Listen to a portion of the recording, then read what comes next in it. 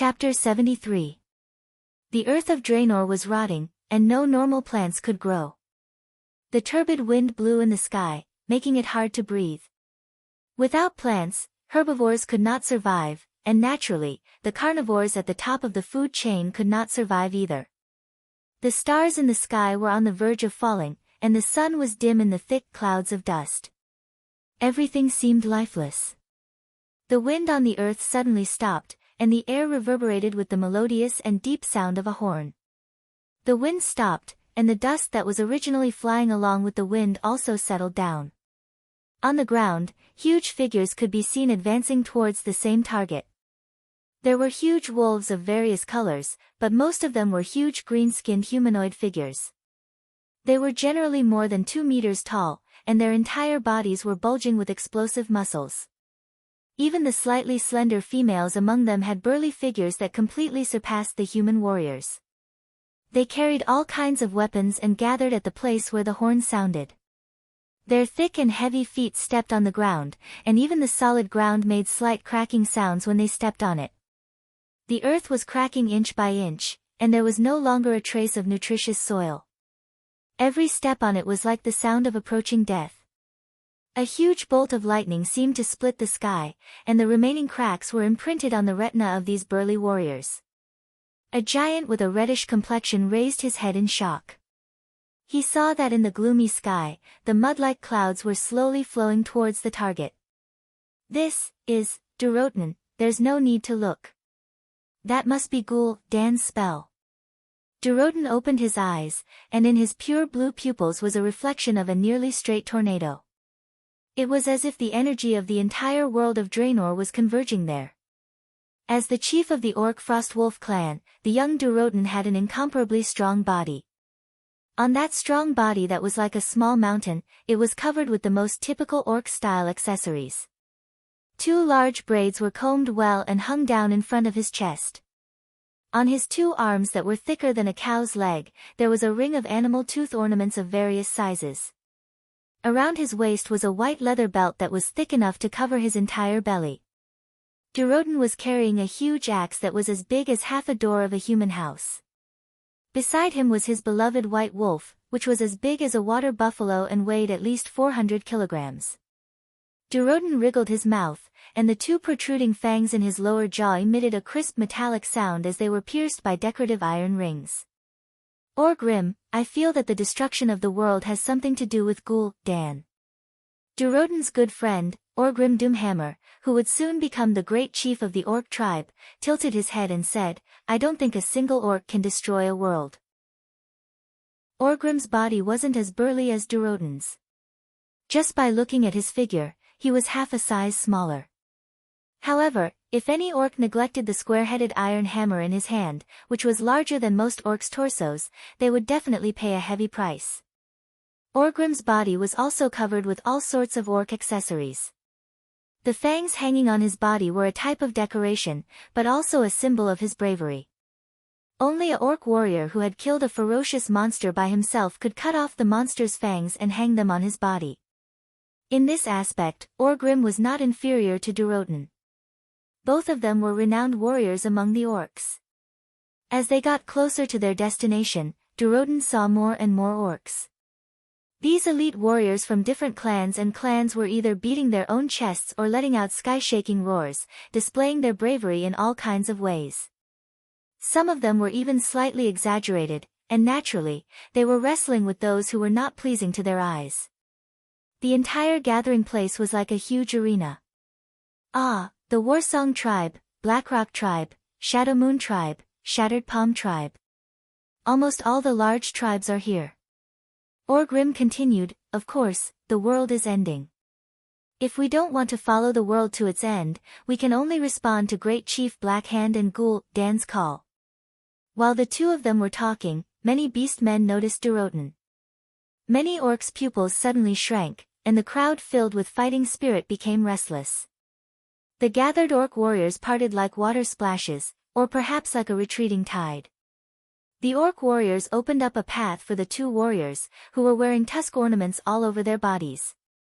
At this time, an even taller and more burly figure appeared on a rough wooden platform not far away. It was a huge orc wrapped in heavy iron armor. The huge war hammer covered in dried blood showed off his bravery. His iron-blooded face seemed to tell the other orcs that he also had a heart of steel. His aura when he appeared was like a giant battle axe, forcibly splitting apart the wild and unruly crowd of orcs. Those who retreated a few steps too late were suffocated by the murderous aura that was filled with the smell of blood, and their chests shrank as they exhaled, almost losing the courage to bounce back. "Oh, Frostwolf tribe, go look for a place in the south." In the tribe, the only one who could suppress the heroic Frostwolf chief in terms of aura was the great chief Blackhand, nicknamed the Destroyer. Durotan and Orgrim simultaneously punched their left chests with their right fists to show respect to the great chief. But Blackhand didn't even look at Durotan as he left.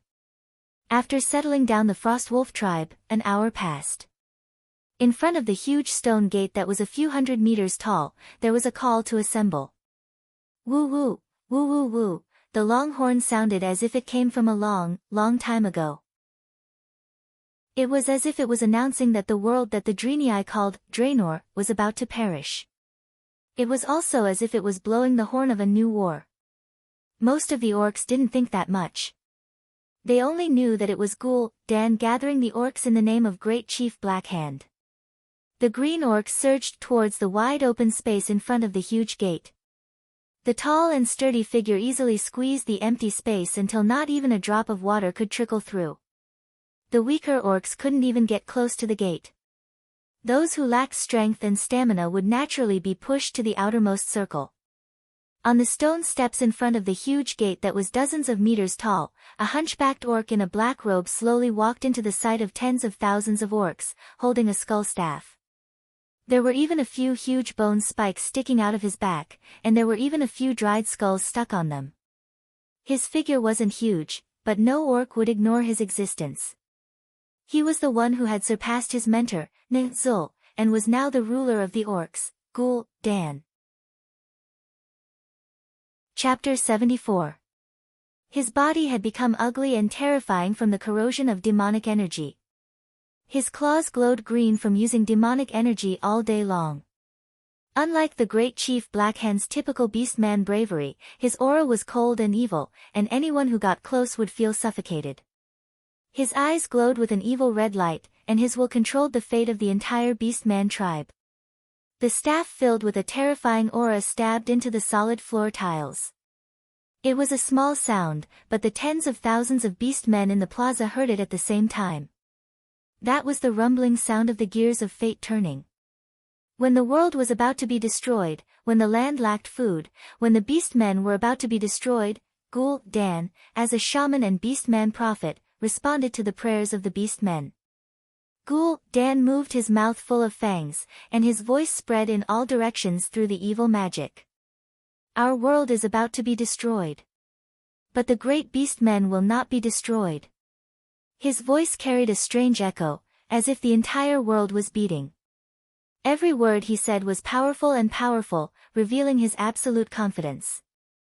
His words were like hammers striking metal, striking at the hearts of every beastman, causing their powerful hearts to spew out even more passionate blood, resonating with his words and boiling with his words. Oh, countless beastmen raised the weapons in their hands, and the ancient boldness caused the beastmen to let out heaven-shaking roars, responding to Gul'dan with a thunderous roar. Gul'dan turned his body and pointed at the door behind him with his empty left hand. This would become a legendary portal door in the future, and it looked like a temple door. It looked solemn and dignified, as well as a hint of mystery. As he pointed with his long and craggy finger, the large and empty stone door suddenly changed. A green energy wave that could be seen with the naked eye rippled out from the stone door. In the green light, the beastmen could vaguely see the scenery of the world on the other side. It was different from this dark red world that was about to be destroyed. There was a clear blue sky, elegant white clouds, and the green trees that the beastmen longed for. The beastmen's breathing instantly became heavy. This door to a new world is about to open. Behind the door, there are only a few weak races, their strength is like our children. Their weak bodies are inferior to our women. Go! Conquer them. Slaughter them. Use our battle axes to be stained with the blood of our enemies. Use our bravery to fight for a new sky for our tribe. Under the influence of the evil demon's blood, most of the orcs had already become extremely warlike and crazy. After defeating the Draenei in battle, the orcs' confidence reached its peak.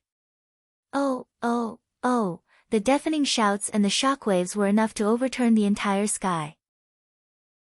Following Ghoul Dan's finger's direction, the tribal warriors who had long been selected raised the weapons in their hands, and with steps that made even the earth tremble, they turned into a green flood, surging towards the enormous door of darkness. Seeing this, Duroden turned to his old friend Orgrim and said, I suddenly remembered our war with the Draenei. So what?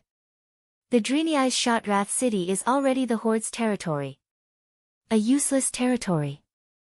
Duroden curled his lips. I hope this is a good place for the orcs to reproduce. Duroden's words were continued by his wife, Draka, who had been standing at the side. I hope we can build a better territory for our children. Duroden frowned slightly. Draka, you still insist on joining the first wave of attack? Only the bravest orcs can join the first wave of attack. Are you doubting my bravery? Draka was a little annoyed as she waved her dagger a few times. All right. At least, let me go first.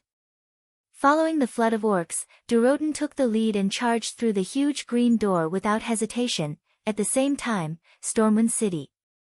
Duque, who was in the sealed room, suddenly opened his eyes. His eyes shot out a sharp light. His hands were trembling from excitement and unease, and his heart was beating violently from excitement and fear. His emotions were so complicated that he could not even describe his feelings with a single taste.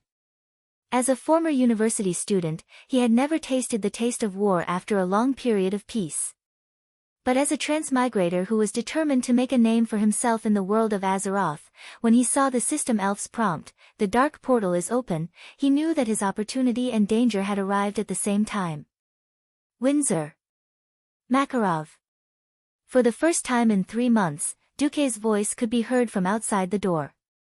The two of them, who had been eating and drinking in the outer hall for the past few days, were instantly energized. After knocking on the door and entering the room, they saw Duque with messy hair and a long beard. His appearance was dispirited, but his eyes were unusually bright. Ever since he became Duque's follower, Windsor had more than once wondered if Duque was a terrifying ambitious person. He looked left and right, and felt that it was a pair of eyes that thirsted to prove themselves and achieve something. Windsor could not help but feel a chill in his heart. Duque's clear and firm voice rang in their ears. The calamity that I have been worried about is here. Their hearts skipped a beat. Duque raised his head. This is not the end of the world, nor is it the end of mankind. There is still a lot to be done. I will prove to you, to all of Stormwind, and even to all mankind that my preparations over the past year have not been in vain. As Duque's left and right arms, Duque had not hidden what he had done in the past period of time from them. For a moment, they all thought that Duque was going to start a rebellion and occupy Stormwind City. Duque's actions were very one-sided, not the actions of a rebel at all. And today, everything would be revealed. In Stormwind City, Lothar was still supervising the training of the soldiers in the barracks. Lothar was quite satisfied with the progress of the soldiers. With the help of the male Naga, the recruits grew at a high speed. At first, they couldn't even hold their swords steadily, but now they could attack and defend. In these 3 months, many small tactics had been developed.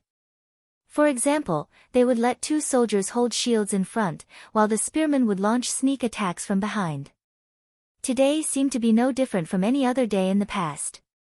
However, in the middle of the night, Lothar's office was knocked on by his valet. Commander, you'd better look at this. The valet was holding a communication bucket sealed with wax. Looking at the lion mark on it, Anduin's pupils suddenly constricted. Chapter 75. 10 minutes later, in the palace. King Lang, who had already gone to bed, was having a sweet dream when he was woken up by a hurried knock on the door. Your Majesty, it's an emergency. Even though Lang was half awake, he could recognize that it was his good friend of decades, Anduin Lothar's voice. What the hell? Anduin, what time is it now? I hope your emergency is as serious as you say. The queen, who was also woken up from her sleep, did not say a word, and quickly dressed her husband. A few minutes later, when the guards opened the door of the bedroom for Lang, Lang saw a nervous, fully armed Anduin. Your Majesty, traces of a foreign invasion have been found in the southeast of the kingdom. But before confirming my news, I strongly suggest that you take a look at the hourglass that Medivh gave you that day. Although it was early spring, the air was still cold. Lang only took a breath of the night air, and he felt that his lungs were about to freeze. Thump thump thump. Hurried footsteps sounded in the storm fortress. Under the escort of 2 teams of royal guards, Lang and Anduin came to a storage room that was strictly guarded by 4 guards. Open it. Lang's voice was trembling. The guards opened it, and quickly opened the empty storage room, and lit up the oil lamps around it. Under the illumination of dozens of torches and oil lamps, Lang and Anduin's gaze suddenly froze. All the sand in the black hourglass had fallen down. When did this happen? Lang was asking, but his voice had unknowingly become stern. Didn't I order for it to be checked every day? The head of the guards in charge was sweating profusely. Yes, it was checked. I personally confirmed that there was still a finger-sized amount of sand in the morning. Your Majesty, your order was to check every day, and inform you immediately when the sand in the hourglass is emptied. King Lang's face was ashen, and he only said a few words, summon the cabinet immediately. Half an hour later, the storm fortress was brightly lit. On a huge map, Anduin pointed to the southeast of Stormwind. The first to discover that something was wrong was the outpost at the south of the Red Ridge Mountains. The outpost lost contact with the outpost after 3 red signal flares, signifying the invasion of a large number of monsters. 2 months ago, the Griffin reconnaissance team that I had stationed at Lakeside Town in Red Ridge Mountain immediately took off and saw a large number of green-skinned giant humanoid monsters surging out of the Swamp of Sorrows. Gigantic? How big is it? King Lang frowned.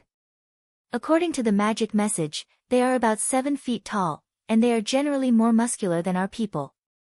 Moreover, they have all kinds of armors and heavy weapons such as axes and hammers. Duke Bolvar asked, "Are you sure it's not a troll?" Anduin shook his head. No, in order to confirm, 2 of the Griffin Knights even swooped down to observe at close range. One of the Griffin Knights was even killed by long-range weapons. The corner of King Lang's eye twitched. The griffin, a giant bird of prey with the limbs of a lion and the head and wings of an eagle, was not easy to raise.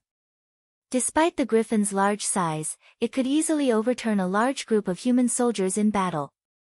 If a griffin were to eat to its heart's content, it could eat a cow every day. It would be a lie to say that Lang did not feel the pinch after losing a griffin just for reconnaissance. At this time, a messenger came in. Your Majesty, Commander, sirs, there's new news. Seeing the latest news, the whole room was dead silent. A small garrison stationed at the triangular junction of the Red Ridge Mountain had been annihilated. The garrison stationed at the Stormwind Mountain had fewer people, about 500 or so. Even so, the report said that there were no survivors. This was not a surprise attack when they were unprepared. This was a complete annihilation after they had received the warning from the outpost ahead and were prepared for battle. The weight behind this was definitely heavy. The faces of Lang and Anduin had slight spasms of pain, because this meant that their good friend of many years, Medivh, had really betrayed them. At least he had given up his duty as a guardian. Lang twisted his neck that was like a rusty machine and looked at Anduin. Have you informed the Tirisful Council? Yes, but there was no response, an old court mage answered. Lang suddenly had an ominous premonition. However, the imminent large-scale invasion made Lang have no time to care about other things. Among the 7 human kingdoms, Stormwind was considered a strong country, but no matter what, Stormwind could not afford to raise a standing army of more than 100,000 people. For Stormwind, which had a total force of less than 30,000 people, the annihilation of a garrison was not a trivial matter. Most importantly, this seemed to be just the beginning. King Lang pressed his hands on the table and said in a low voice, "Information, I need more information. What the hell is our enemy? What is the evaluation of combat power? Level of armed strength? Number? What is their goal? We can't easily fight a group of enemies that we know nothing about." Lothar raised a finger. "I suggest that Duke Marcus come to the meeting. He seems to have made more preparations for this." Lothar's suggestion was firmly opposed by several other upper-class nobles. "Sir Lothar, this is a war. This is not a war game that a 15-year-old child should be allowed to participate in." Several high-ranking upper-class nobles objected, and Lang had no choice but to shake his head slightly at Lothar. The king changed the topic. "Anduin, I need your people to organize a hunt and try to catch the other party's captives. If that doesn't work, corpses will do too." "As you command, your majesty. However, I suggest that you declare the kingdom to be in a state of war before that." "State of war? No. We don't even know who the enemy is, and we're declaring the entire kingdom to be in a state of war because of an armed conflict that occurred at the farthest border of the kingdom? What a joke!" Marquis Cameron exclaimed. Entering a state of war so easily would definitely be a great damage to the interests of the nobles. It was because a state of war meant that the king could easily order the nobles to pay war taxes, transfer the nobles' private troops, and even temporarily govern the nobles' territories. That was even worse than killing them. The attitude of Marquis Cameron and the others almost made Anduin Lothar choke to death. Unfortunately, before more evidence could be produced to prove the seriousness of the situation, both Anduin and King Lang could only temporarily treat this invasion as a border conflict. However, the speed at which the situation deteriorated was faster than everyone had expected. Except for one person, Duque. Chapter 76. Duque had asked himself countless times why Stormwind City could not defend even with the elite soldiers taught by Lothar. Was it because Lothar was forced to attack Karazhan at a critical time? Or was there another reason? After traveling to the world of Azeroth for so long, Duque finally understood something. Because the 7 human kingdoms all implemented the incomparably stupid aristocratic enfeoffment system, some things were destined to be irreversible. Unlike any centralized country, the backward enfeoffment system had its inevitability. In this era where transportation was incomparably bad, it was practically impossible to gather troops in one place and have food and supplies from all directions. Just transporting the food over, the terrible soil and wet weather were enough to waste half of the food. In order to avoid excessive food loss, countries often arranged troops in various regions for the various nobles to provide for themselves. The king only had the right to order a certain noble when and where, according to their rank, how many troops they had to send, what equipment they had to use, where to go, and where to attack. However, the king could not order the knights under a certain noble to do anything. This was the so-called vassals of the king's vassals, not the king's vassals. While the king had the right to order the nobles to do something, the nobles could also use their own troops to influence the king's decisions. The orcs had invaded, and like a plague, they spread across the entire eastern kingdoms of the world of Azeroth. From the beginning, when some of the nobles insisted that this was making a mountain out of a molehill and requested more information, the situation was like an express train heading straight to hell, falling straight down. 3 days later, the only thing the higher-ups of Stormwind knew about the orcs was that they had brought back an extremely majestic corpse in a griffin. Other than that, what did the orcs know? How strong were they? How many people did they have? Where were their targets? Stormwind knew nothing about this. However, the group of stupid nobles still forced the frontlines to send back more accurate information, and refused to send troops, money, and manpower for an illusory invasion, refusing the entire kingdom to enter a state of war. The endless wrangling with the nobles in Stormwind's stronghold made Lang and Andad tired both physically and mentally. When all the blockhouses near the triangular junction between the Elven Forest and the Red Ridge Mountain were captured by the orcs, the nobles panicked.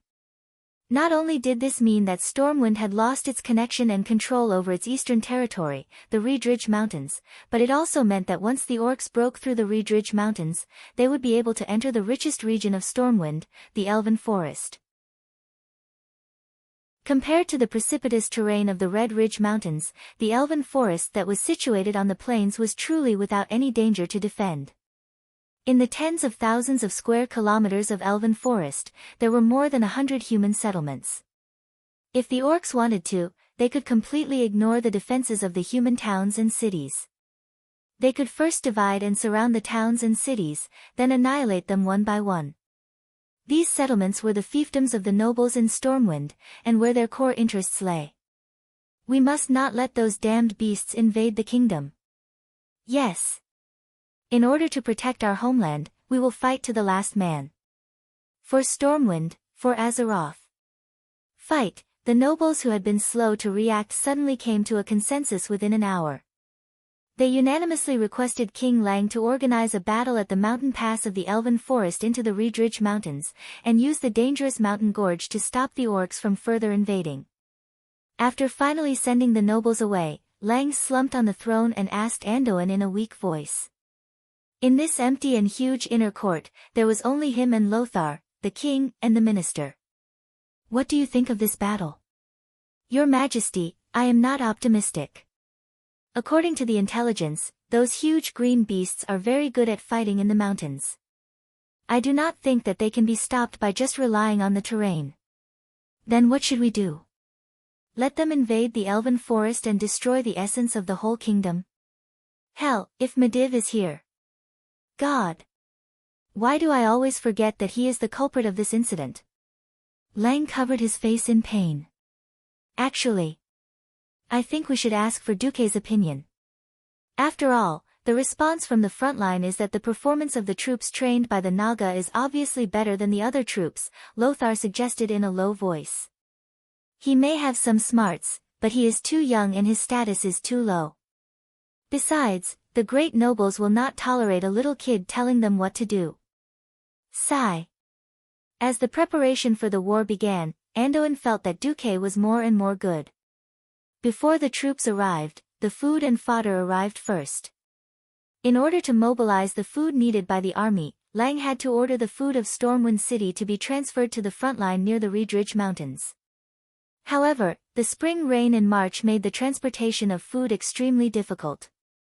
The transportation from Stormwind City to Gold's Higher Town was extremely smooth because of Duque's road construction. However, the road from Gold's Higher Town to the east of the Red Ridge Mountains was so terrible that it made Lothar curse.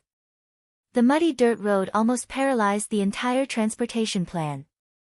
A large amount of food, armaments, and various supplies were piled up in Gold's Higher Town and could not be transported out. Why is the road from Stormwind City to Gold's Higher Town so good? But the rest is so terrible. Due to the needs of the war, the Lion's Pride Inn in Gold's Higher Town had become Lothar's temporary command post. Lothar, who was looking at the map, slammed the table and cursed.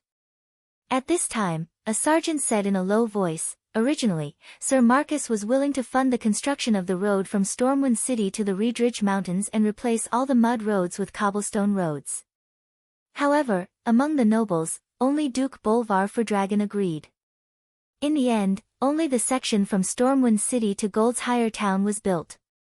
King Lang and Anduin were speechless at the same time, but there was a vague feeling in their hearts.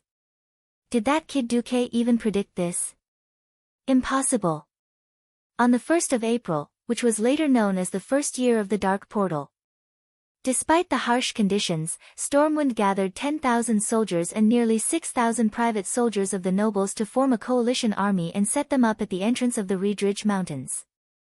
Looking down from the enormous Red Ridge Mountain, there was not a single tree on the barren Scarlet Mountain, and then a sea of green forest in the distance, stretching as far as the eye could see. It was like a distant painting that could be expanded without limit, making everything seem very small in front of it. The Red Ridge Mountains were very large, But unfortunately, the V-shaped twin peaks in the westernmost part of the Reed Ridge Mountains were like a lonely island in the endless sea in front of the vast elven forest. It seemed so lonely and helpless. Chapter 77. Anduin Lothar stood on the peak of this isolated island. Looking at the newly built bunkers on both sides of the mountain path, Anduin was uncertain. He did not know how useful this temporarily built line of defense would be. "We've prepared a month's worth of rations, more than 150,000 arrows, and 1,000 spare sets of armor," the logistics officer reported to Anduin. But Anduin was restless because of this. There was nothing he could do about the lack of logistics. He could only hope that the weather would improve. "If we can drag it out until midsummer, the road should be much easier." However, the scene on the 3rd of April left the entire upper echelons of Stormwind speechless. The nobles had also sent many people to participate in this battle. Some were brave men like Bolvar Fordragon, some were sent to the front lines by their families, and some were seeking political capital. In any case, on the two nameless peaks of the Reed Ridge Mountains, there were 2 dukes, 4 marquises, and 11 earls of Stormwind. The number of lower and middle nobles was uncountable. In front of these Stormwind nobles, who had lived in peace for nearly 1,000 years, was a terrifying and barbaric army. At first, the battle cries sounded like distant playfulness in the morning fog. But the moment that green line appeared on the opposite peak, a deafening sound wave and violent drumming came crashing down like a huge wave. The sound wave was so loud that it felt like someone was chopping at the eardrums of every noble present with an axe. The green flood easily dyed the entire opposite peak. It was countless green giants. They were burly and waved a mess of primitive weapons, but their terrifying numbers easily exceeded the limits of the nobles' psychological endurance. Were there 10,000 people here? Or was it 100,000? The green tide dyed several peaks on the opposite side, and the unfolding battle line easily exceeded the entire vision of the nobles. Not to mention 3 or 4 peaks, it felt like even if the battle line was stretched 10 times longer, it would not be able to accommodate the simultaneous attack of so many orcs. They pushed and collided with each other, and even punched their compatriots who tried to stop them. But their numbers were so great that it was enough to make anyone with trypophobia go crazy. The green torrent was so crazy that it seemed like it would swallow everything in its path with its raging momentum. Lothar gritted his teeth, as if he wanted to record every orc flag with his eyes. Unfortunately, he could only copy the 3rd flag that looked like scribbles and could only give up. There were too many flags, and it was too messy. Even if the orcs were holding the same clan's flag, due to the poor craftsmanship, it looked like there were several clans' flags. Only the smart orcs could clearly tell which clan was which. There was a huge canyon between the V-shaped twin peaks and the opposite mountain. After repeated calculations, Lothar found that it was just within the range of human bows and arrows.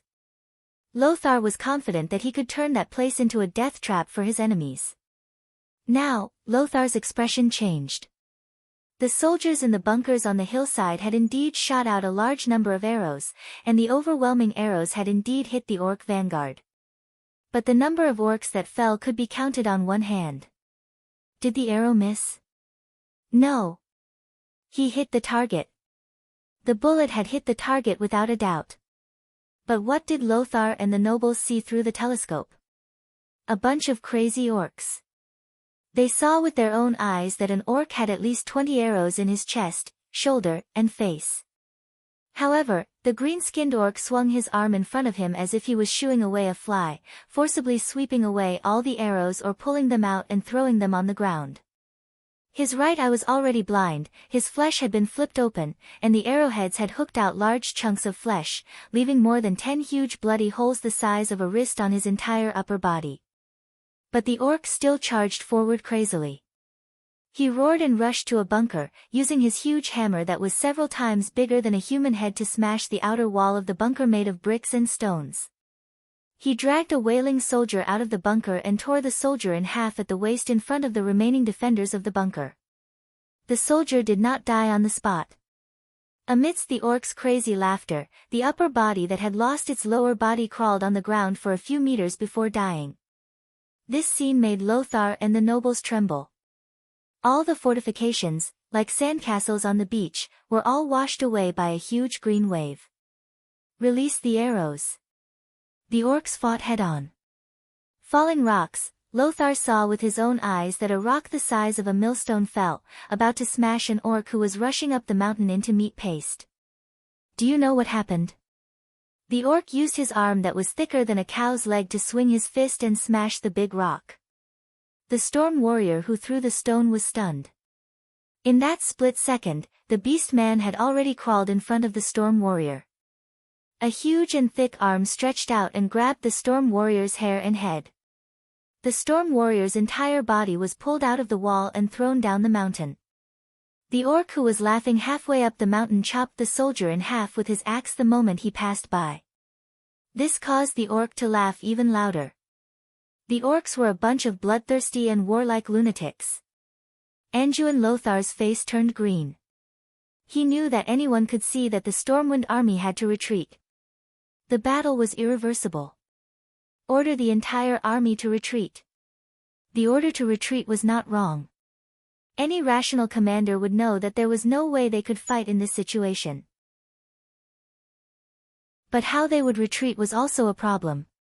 If everyone scattered, the retreat would turn into a rout. Under the relentless pursuit of the energetic orc army, it would easily turn into a rout.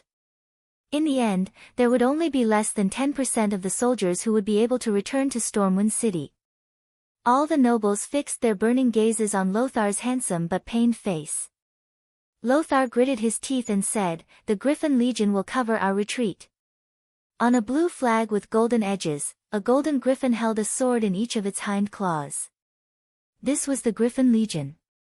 Stormwind's first legion in the eastern part of the Elven Forest. Its history could be traced back to the descendants of Thoradin the Great. Stormwind's founding emperor had led his people south to the rich Elven Forest. It had participated in the First Stormwind War. At that time, the Elven Forest had not been as peaceful as it was today. At that time, there had been many trolls in the forest. It was the Griffin Legion's bravery that had driven the trolls south, past the Twilight Forest, and into the miasma-filled Stranglethorn Vale.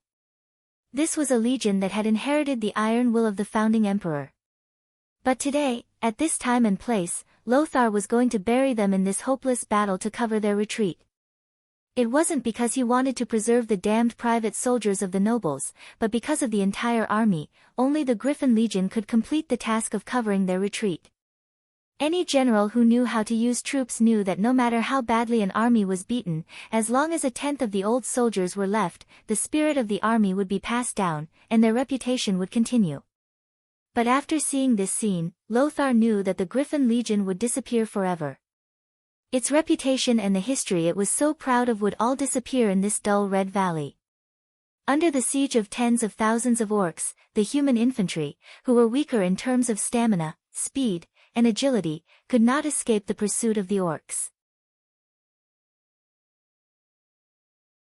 Chapter 78. Above the mountain peak that represented the horizon in the distance was a dark gray sky. Under the thick dark clouds that almost covered the entire mountain peak, countless green orcs were crossing the mountain peak and killing their way out. The entire canyon was filled with the scattered limbs of the human soldiers, as well as weapons and armor that glowed with a matte luster. From the initial defensive battle, it had already turned into a scene of an apocalyptic massacre. Apart from the heavy-duty crossbows and a small team of mages that could cause relatively effective damage to the orcs, the human camp could not do anything to the orcs at all. The orcs smashed the pillboxes one by one like whack-a-mole, pulled out the human soldiers inside, and killed them one by one. The entire canyon echoed with the orcs' rude and arrogant laughter. Anduin Lothar, who was in the command post at the top of the mountain, turned pale. He turned to the commander of the Griffin Legion, and said in a deep voice, "General Tom Seamus, bring your men and follow me. Stormwind needs a legion to cover the rear." After saying that, Lothar's tall body seemed even taller. Every noble present lowered their heads in shame. They were the ones who forced King Lang to fight a messy battle without knowing who the enemy was. They were the ones who let Anduin and the entire Griffin Legion die in order to protect their own territory. The command post was clearly bustling with people, but all the nobles suddenly felt a sense of desolation. They felt like they had given up on a comrade. General Tom Seamus was a middle-aged man in his 30s with blonde hair and a square face. He was a typical soldier who did not seem like a noble at all. His coarse eyebrows rose along with the bulging muscles on his cheeks. General Seamus stood at attention and smiled as he gently put on his helmet. Before putting on his helmet, he did not forget to tidy up the red tassel on his helmet, which was different from that of ordinary soldiers. It seemed that he was afraid that the orcs would not be able to tell that he was a general. "If I were to go with Sir Lothar, I'm sure I wouldn't be lonely," he said calmly, but there was a sense of firmness in his voice that was almost beyond the scope of his voice. "Willing to be a hero for a second. Or a coward for life." Only when a man truly understood these words would he understand where the heaviness of the sword in his hand came from. Lothar turned to Bolvar for Dragon and nodded. "If I can't go back, tell Lang that his good friend, Anduin Lothar, fought for his kingdom to the last drop of his blood." Bolvar's facial muscles twitched. He suddenly took a step forward, wanting to draw his sword from its scabbard. "I'll accompany you." All of a sudden, Anduin's hand pressed down on Bolvar's wrist, preventing him from drawing his sword. "The war has only just begun. The death of a mere knight is enough. I'll leave the retreat to you, Duke for Dragon." Anduin's voice was so loud that no one could tell that he was ready to die. Bolvar's mouth squirmed for a long time, but he could not utter a single word. In the end, he resolutely turned his head away, and his face was filled with unconcealable pain. "Listen up, I, Bolvar for Dragon, will be in charge of the retreat. Whoever wants to be the first to escape will have their heads cut off." Lothar had even considered this.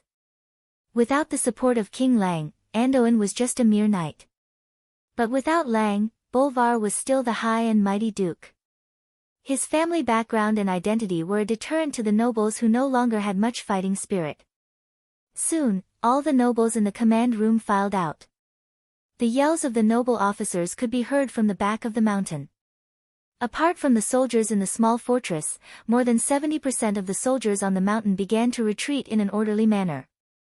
Looking at the green tide in the distance, Lothar's eyes were filled with indescribable complexity. Was it loneliness? Was it sorrow? Was it indignation? Or was it courting death? Tom Seamus returned and stood by Lothar's side. His voice was firm and powerful. "The 5,000 soldiers of the Griffin Legion are ready." To be honest, Lothar did not need to bring up the rear himself. As the commander of this battle, he could totally push the responsibility to the nobles who had been arrogant before the start of the battle, only to tremble in fear at the sight of the orcs. Lang would definitely protect him. But Lothar did not. He calmly put on his helmet and led Tom Seamus out of the command post. "Guards, blow our horn and tell those barbaric bastards that we are coming."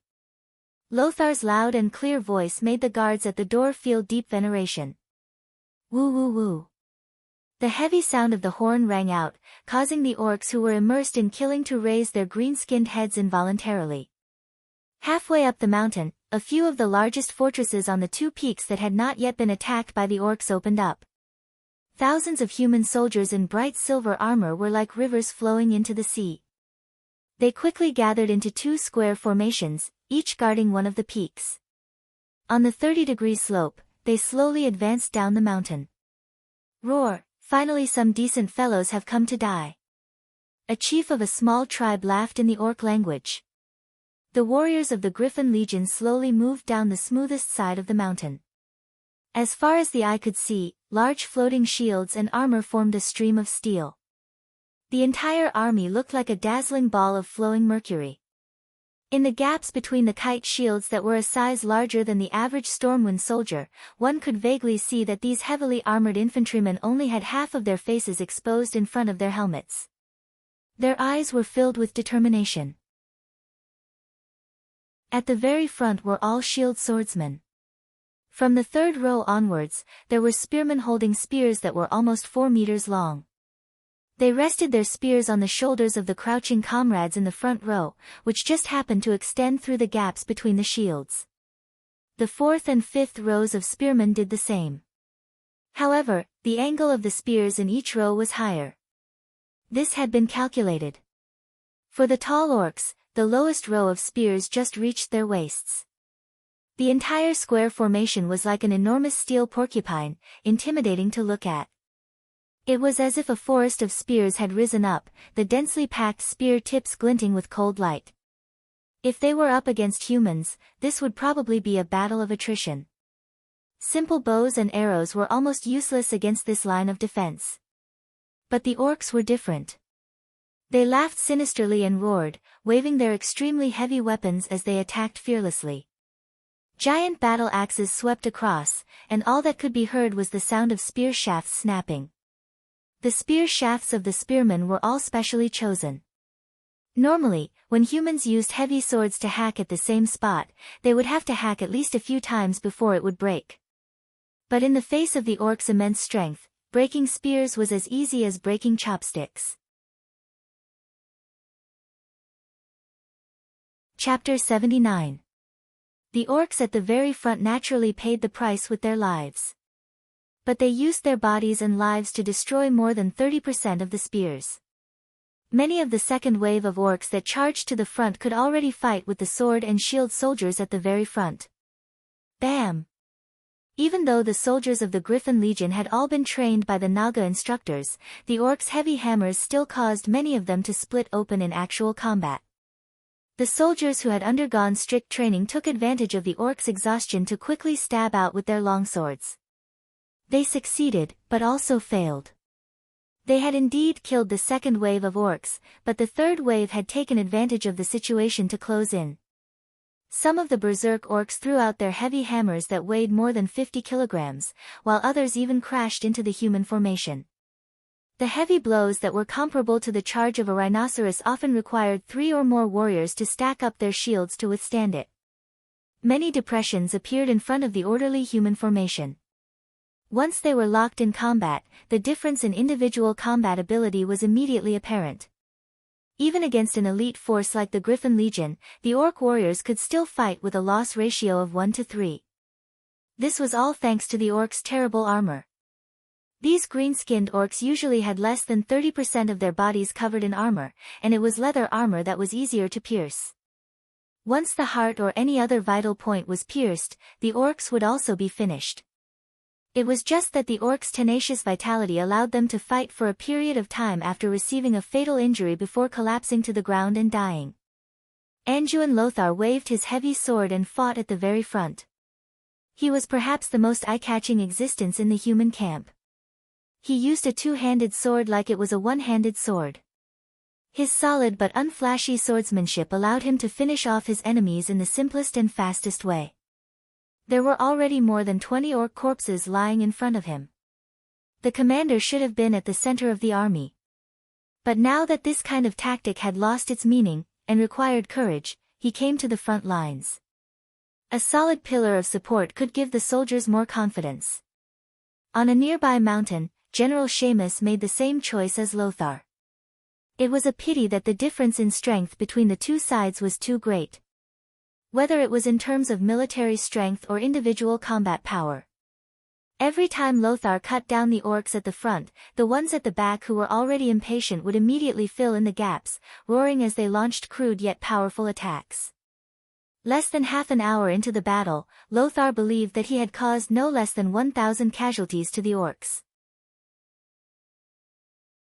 However, this number of casualties was simply a drop in the ocean compared to the orcs that were everywhere. Lothar could still fight.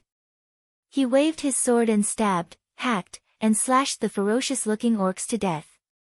However, he could clearly feel the number of soldiers around him decreasing rapidly. The originally thick phalanx had become thin, and Noxus did not even need to look back to see that it had become deep behind him. There were 3 horizontal formations arranged along the mountainside. Behind the formation were a large number of injured people who were unable to move or had difficulty moving. To make matters worse, there were many orcs that he had never seen before. These orcs were slightly smaller than their brethren. They wore loose robes and carried staves. After a few seconds of crazy chanting, a Griffin Legion soldier would go berserk. Some would rush out of the formation and attack the orcs, only to be engulfed quickly. Or worse, they would slash their swords at their comrades who had been fighting alongside them. Anduin knew that the collapse of the battle line would happen in the next 2 to 3 minutes. "Commander, Duke Fordragon has ordered you to retreat." The voice of the messenger suddenly sounded behind Lothar. "Retreat? How do you expect me to retreat?" Looking at the orcs who were still moving quickly over the mountains, Lothar knew that if he did not stop the orcs' attack, what awaited them would be a faster and more severe defeat. Lothar tilted his head and saw that General Seamus' troops on the mountain peak next to him had not been defeated either. However, their losses were a little worse than his. There were only 2 horizontal lines left. Lothar did not know that at this moment, more than a dozen nobles dressed as private soldiers had crept up the empty mountain peak. They nimbly dismounted from their horses and unloaded all the things that were on the horses. While they were doing this, a warrior wearing the standard Stormwind armor with the insignia erased almost couldn't help but draw his sword and rush down to help. However, he was stopped. "Can you help by going down alone?" "Reggie." The one who was called Reggie was naturally Reginald Windsor, the future marshal. Windsor gritted his teeth. "Am I not going to do anything?" Duque smiled and raised 3 fingers. Every time he finished a paragraph, he would curl 1 finger. "First of all, don't forget that you're already my follower. Second, that's why I'm here. Third, I don't know how to split myself. I can at most destroy the opponent's flames, but I can't cover 2 troops at the same time. I want you and Makarov to cover General Tom Seamus on the mountain. Such a person shouldn't die in this place. Okay." Windsor waved his hand, and more people dressed as private soldiers crept up the previously empty mountaintop fortress. Looking at the situation at the foot of the mountain, Duque suddenly sighed. Heaven to the left, the warriors to the right. Why do I feel so heavy when I personally experience this? Lothar and the warriors of Griffin Legion were all great. It was this great glory that made Duque unable to bear to see the entire Griffin Legion fall here. General Seamus was already an arrow at the end of its flight. His left arm hung low. The fierce attacks from the orc warriors had dislocated his entire left arm. Even the slightest movement would cause him heart-wrenching pain. His right leg had been pierced by a rough spear. Even though it didn't hurt his bones, blood was flowing out. He was very tired, and he didn't even want to move a finger. He was very dirty, and his golden hair was covered in dark red mud. It wasn't mud, it was dried flesh, some orc, and some of his comrades. His guards blocked a hammer for him, and he saw with his own eyes the ribs of the lad who was hammered in the back. From the moment he received Lothar's order until now, he had always thought that he would die here. Suddenly, he heard a strange whistling sound. It was similar to the sound of a rain of arrows, and it was even more frightening than the sound of 10 archer companies firing in unison. Before he could turn his head, there was a sudden deafening pft, and the green in front of him was swept away. The green tide that he had thought would never stop was forcibly torn apart. Who did this? General Tom Seamus suddenly turned his head. He saw something he had never seen before. At least 100 palms of arcane energy floated in the air.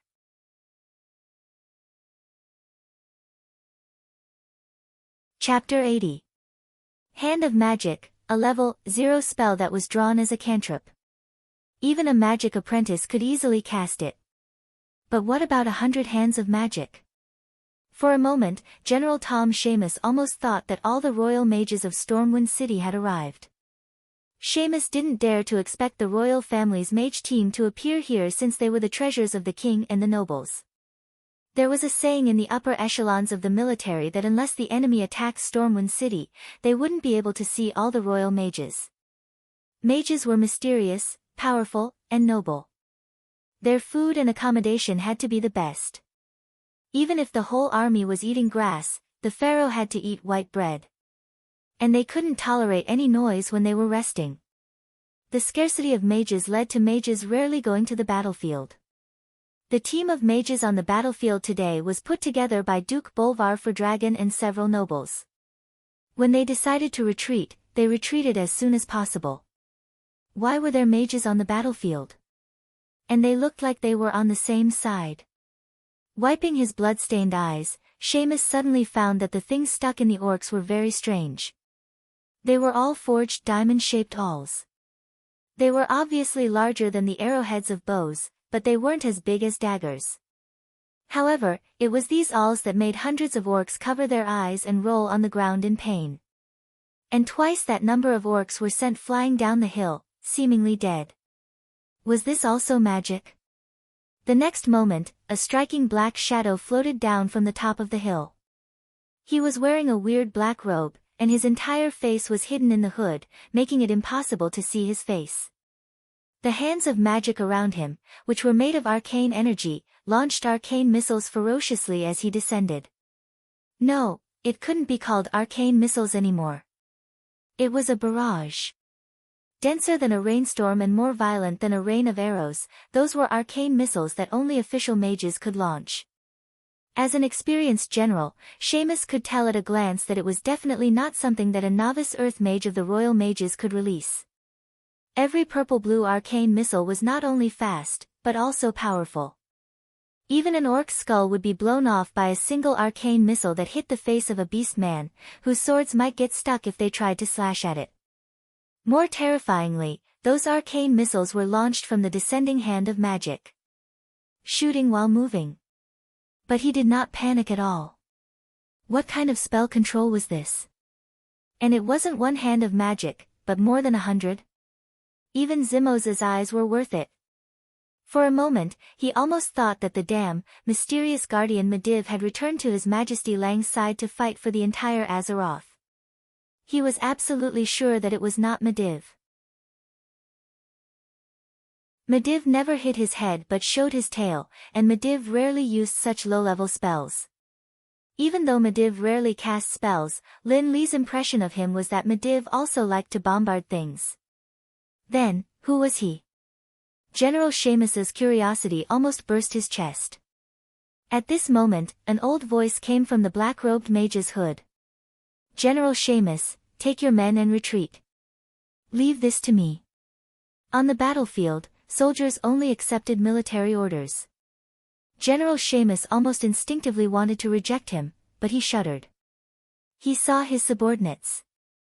Although their faces were still filled with determination, their eyes were filled with exhaustion and sorrow that could not be concealed. Most of their comrades were already in eternal rest here. If necessary, they were absolutely willing to accompany their fallen comrades in eternal rest. But was there a need for that? General Seamus knew very well that these were the last seeds of the Griffin Legion. If they were all killed, the Griffin Legion would forever disappear from the battlefield in Stormwind. Gritting his teeth, General Seamus roared, "Sir Mage, thank you for your help, but the last order the Griffin Legion received was to defend this place to the death." Under the black robe, Duque was stunned. He did not think that Seamus would be so stubborn. No, it should be said that he was so stubborn. How was he going to convince this guy? Duque was also anxious. He lightly tapped the left side of his chest, and a mage's badge flashed. His Majesty Rin has orders. You have already completed the task of stopping the enemy. Now retreat immediately. After you go down the mountain, there will be backup to cover you. General Seamus's body trembled. He had been in the army for many years. How could he not tell that the black-robed man in front of him was actually faking an imperial edict? Stormwind had a strict military system. The secrets within were definitely not known to outsiders.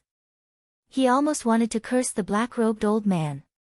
But the badge of the members of the royal family mage squad was definitely real. Most importantly, he saw the will to live suddenly emerging on the faces of the young men around him. How could he bear to let so many good lads die in a hopeless battle? What's the backup? Tell me. Otherwise, I can't take the risk of 10,000 troops and 20,000 civilians being chased and accept such an order from His Majesty. Duque was anxious too. In the end, he told Seamus one of the backup plans through Mage's messenger. As soon as Seamus heard it, he immediately perked up. Warriors of Stormwind, listen up. The main force has successfully retreated. We are now retreating in an orderly manner. Seamus's loud shout undoubtedly gave the soldiers of the Griffin Legion a shot of adrenaline. Under the suppression of Duque's storm-like magic missiles, the Griffin Legion on this side of the mountain began to retreat in an orderly manner. On another mountain, Anduin, who was in the midst of a bloody battle, immediately realized that something was wrong. Damn it! How could Seamus retreat at this time? At this moment, Lothar even wanted to kill Seamus. The two mountains acted as a barrier for each other. However, once one of the mountains was lost, it would be easy for the other mountain to fall into the enemy's counterattack. Lothar had witnessed the ability of the orcs to climb mountains like they were on flat ground. In the blink of an eye, the beast men, who had been out of the archer's shooting range, had gone from shooting arrows to shooting straight arrows. In the blink of an eye, they didn't even need to use their spears anymore. They were already using their swords to fight in close combat. However, Anduin immediately discovered that the orcs on the opposite side of the mountain did not chase after them. Instead, they showed signs of dispersing. It was because the orcs' green skin was very eye-catching under the sun. Before Lothar could react, he suddenly discovered that there was something wrong with the orcs in front of him. A large area of ice appeared under the feet of the orcs, and the line of battle between the orcs and the human soldiers was the boundary of the ice. The extreme slipperiness of their feet greatly weakened the orcs' ability to climb mountains. Is there a powerful mage?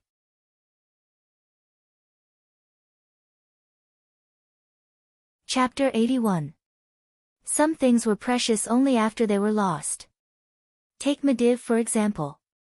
With the Guardian of Azeroth and the strongest mage in the world, King Lang could face the most powerful human kingdom, Rotterdam. No matter how many beast men there were, it would only take a few Bayou to finish them off. Teach the orcs how to behave. Now, sigh, it's all tears. At this moment, Lothar had yet to confirm that Medivh was the culprit who caused the entire kingdom to fall into a crisis. However, he was clear about one thing. If even the elite Griffin Legion was defeated like this, the ordinary garrison troops and private soldiers of the nobles would not be a match for them. At this rate, Stormwind would definitely be destroyed by the green-skinned monsters. He had thought about it countless times. If he could return alive this time, he would try to persuade Lang to mobilize the 7 human kingdoms to fight against the Green Tide. But that was just a thought. Until a mysterious black-robed mage floated over from the opposite mountain peak. No one would have noticed him, but the problem was that the mage's appearance was too cool. Not only did he freeze the orc's feet as he floated in the air, but he also had more than 100 mage hand that fired arcane missiles non-stop. Mobile casting was not a very advanced technique. Many official mages knew how to do it.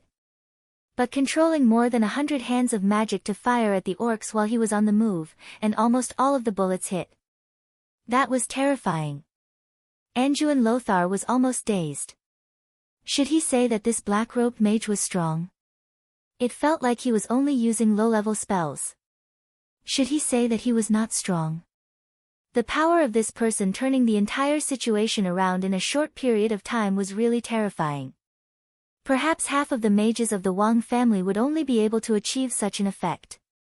For a moment, Lothar almost thought that his old friend Medivh had turned over a new leaf and returned to the good side. The newcomer was definitely not Medivh.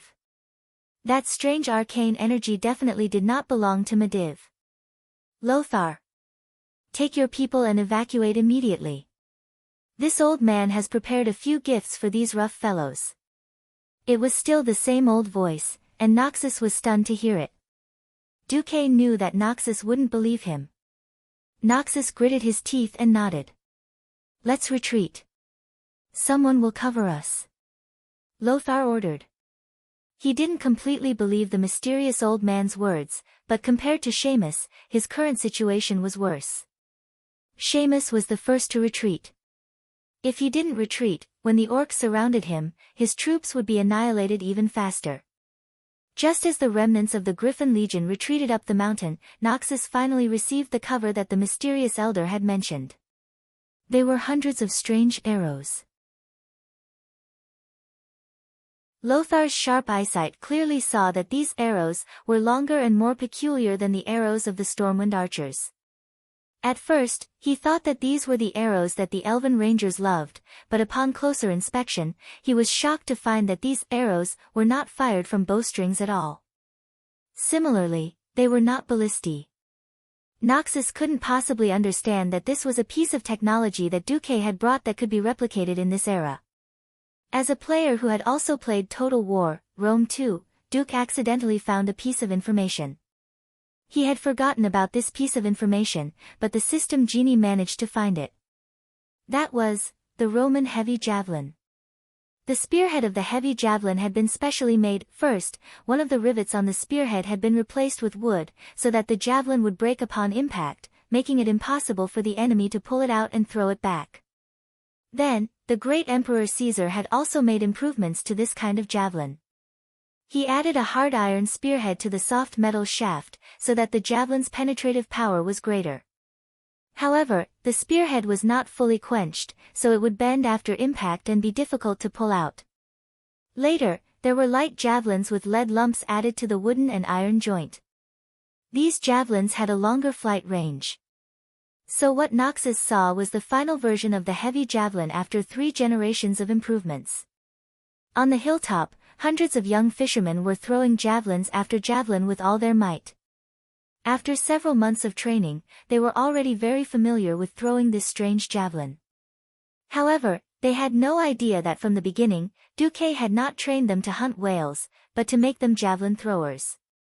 Light bows and arrows could not cause fatal damage to the strong orcs, but javelins were different. The heavy and specially made javelins drew beautiful parabolas in the air. They flew over the heads of the stunned Griffin Legion soldiers and accurately pierced into the burly bodies of the orcs. Under the acceleration of gravity, javelins became sharp weapons that spread death. More than once, orcs that had been pierced in their vital parts were sent flying and rolling down the hillside, even crashing into several orcs. Coordinated with Duque's arcane bullets, the javelin team easily suppressed the entire orc army's offensive.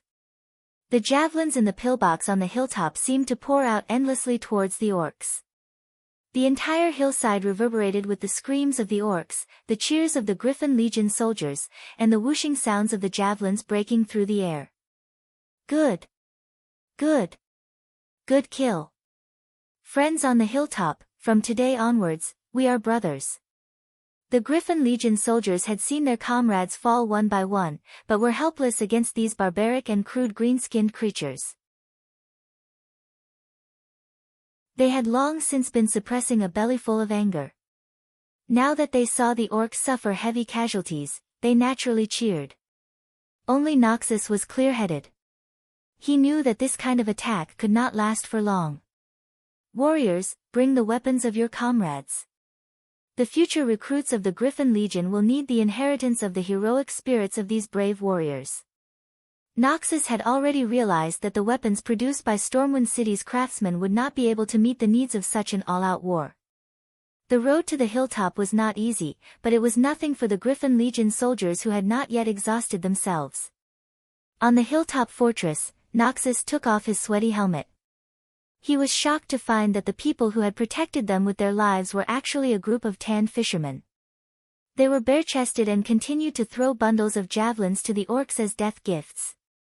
The orcs closest to them were also suppressed 100 meters away. Noxus immediately thought of something and walked in front of Duque. Esteemed Sir Mage. May I ask what is your relationship with Duke Marcus? That kid is my disciple for the time being. Duque continued to speak with the voice-changing system that the system elves had helped to create. He spoke in a tone that seemed to be taking advantage of his seniority and age. Noxus was very smart, and he immediately thought of many things. So the experienced Duque actually had such a mysterious and powerful teacher supporting him. No wonder. Chapter 82. If that was the case, many things could be explained. Noxus didn't know that someone had prepared so many backups without him knowing. He shuddered at the thought of the old man in front of him being an enemy. I know that the situation is urgent, but I still need a reason. Why did you help us? Noxus stared at Duke, who was disguised as an old man. Duque stretched out his hands, revealing 2 old hands that had been specially made up. He gently pulled back his hood, revealing a white beard. Just because I'm a human. Is that a good enough reason? Noxus' body trembled. Right. What a simple reason. In the face of a strange foreign invasion, it was natural for humans to band together to defend against the enemy. Noxus changed his tone. We have many injured soldiers. We will not abandon our comrades. Lads, the second stage. Duque clapped his hands, and a group of peasants rushed out from the back of the mountain. Noxus was no fool. He could tell at a glance that many of the peasants were lumberjacks from the nearby East Cove lumberjacks. They pulled a large number of long ox carts that were originally used to carry logs, eagerly helping the uninjured Griffin Legion soldiers move them onto the ox carts. Noxus was dumbfounded. The other party had prepared so well. Based on the mysterious Magus performance just now, Noxus was sure that he had met a benefactor. Noxus waved to the soldiers. Let's retreat first. Some of the soldiers objected. No, how can we leave civilians behind? Duque laughed. Ha, you're wearing heavy armor. How can you run faster than these unarmed javelin throwers? Besides, I'm the one who stays behind. Do you have any objections now? The moment Duque's words left his mouth, the surrounding soldiers were filled with respect. Even the lightly injured soldiers stood up in unison, placing their hands on their chests and raising their swords to the sky. Sword salute. A soldier's most solemn salute to someone worthy of respect. Including Noxus, a total of 300 soldiers saluted to Duque. Duque waved his hand. You can go first. Don't stop me from killing orcs. I'll catch up to you in a bit and let you watch the second act. While Duque was speaking, an uninjured javelin thrower who was hiding in the firing hole of the fortress suddenly howled miserably. Duque narrowed his eyes and squeezed out a few words from between his teeth, pain curse. Lothar's expression was also terrible. Your Excellency, with a wave of his hand, the curse was dispelled by Duque. Go away, this is a battle between mages. The War of the Mages, what a mysterious term. However, this word clearly told Lothar that this wasn't something a warrior like him could meddle in. Nodding heavily, Lothar led his men and Duque's javelin throwers down the mountain. The entire mountaintop fortress became empty once again. In front of the tightly shut gate of the fortress, Duque stood alone against the wind. Standing on a high place, the feeling of the cool spring breeze gently brushing against his face was actually quite nice. Unfortunately, the thick smell of blood was not enough to make one feel comfortable. Duque couldn't help but narrow his eyes as he stared down at the winding mountain below. Almost every step of the mountain was filled with corpses. Some were orcs, but most were humans. Thousands of ferocious orcs stared at Duque. They let out low growls, their pointed fangs reflecting a strange light under the sunlight. If it wasn't for the fact that orcs didn't have the habit of eating humans, Duque might have been worried that he would be torn apart and eaten if he accidentally died. Now, Duque had to buy time for the Griffin Legion to retreat. The orcs wanted to swarm up, but Duque had more than 100 hands of magic floating in the air, which made the orcs who had just been taught a lesson a little afraid to approach. Useless. Is a mere spellcaster enough to scare you? A hunchbacked orc wearing a black robe appeared. Everywhere he went, the orcs immediately parted like the tide. This was a fellow of high status.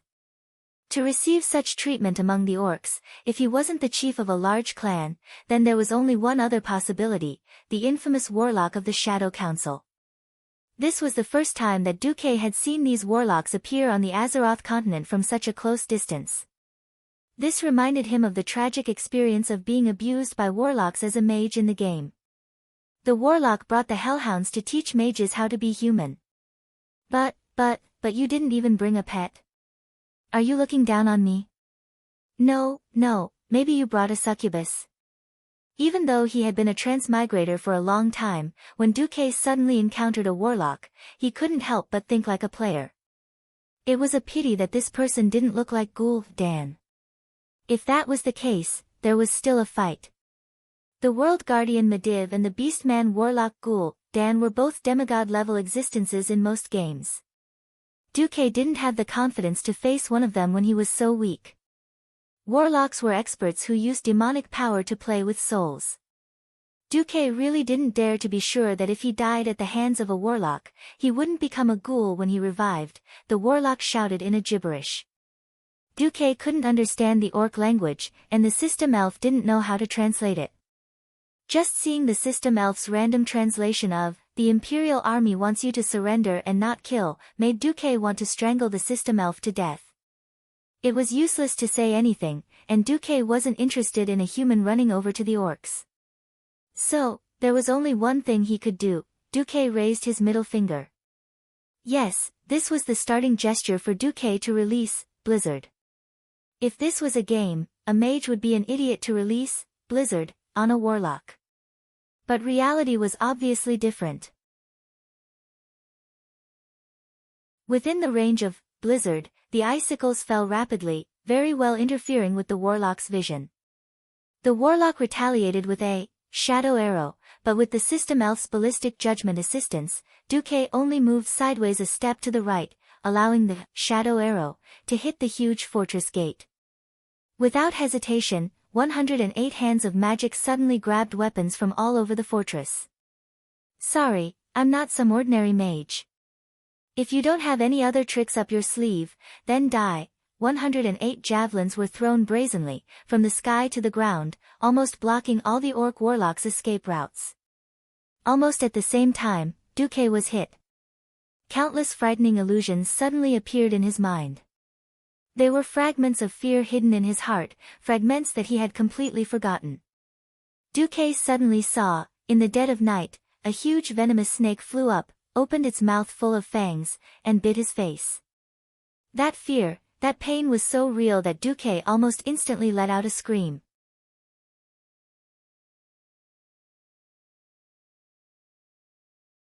Chapter 83. Fear poured into his thoughts like a tide, or it could be said that a malicious robber had kicked open the door to Duque's heart and barged in wantonly. Duque's breathing quickened, and his pupils dilated. However, he turned a deaf ear to the urgent warning of the system elf.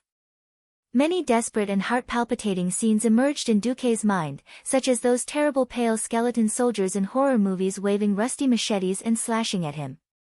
Another example was walking by a small river and suddenly being pulled into the river by a huge black octopus tentacle. He struggled desperately in the cold water, but to no avail. Duque struggled to get rid of these terrible illusions, but this illusion of fear that came from the depths of his memory had completely dominated Duque's 5 senses. Whether it was vision, hearing, smell, taste, or touch, they were all real feelings. This feeling of terror easily disrupted Duque's thoughts. He felt his energy drying up, and there was a piercing pain in his brain.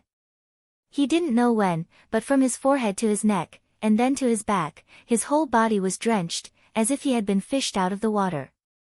Seeing Duque's clumsy dance, the orcs who had just been defeated burst into laughter. The orcs, who advocated force, worshipped heroic warriors the most. They instinctively hated spellcasters, but they had enough respect for the shaman priests in the tribe, and even these new warlocks.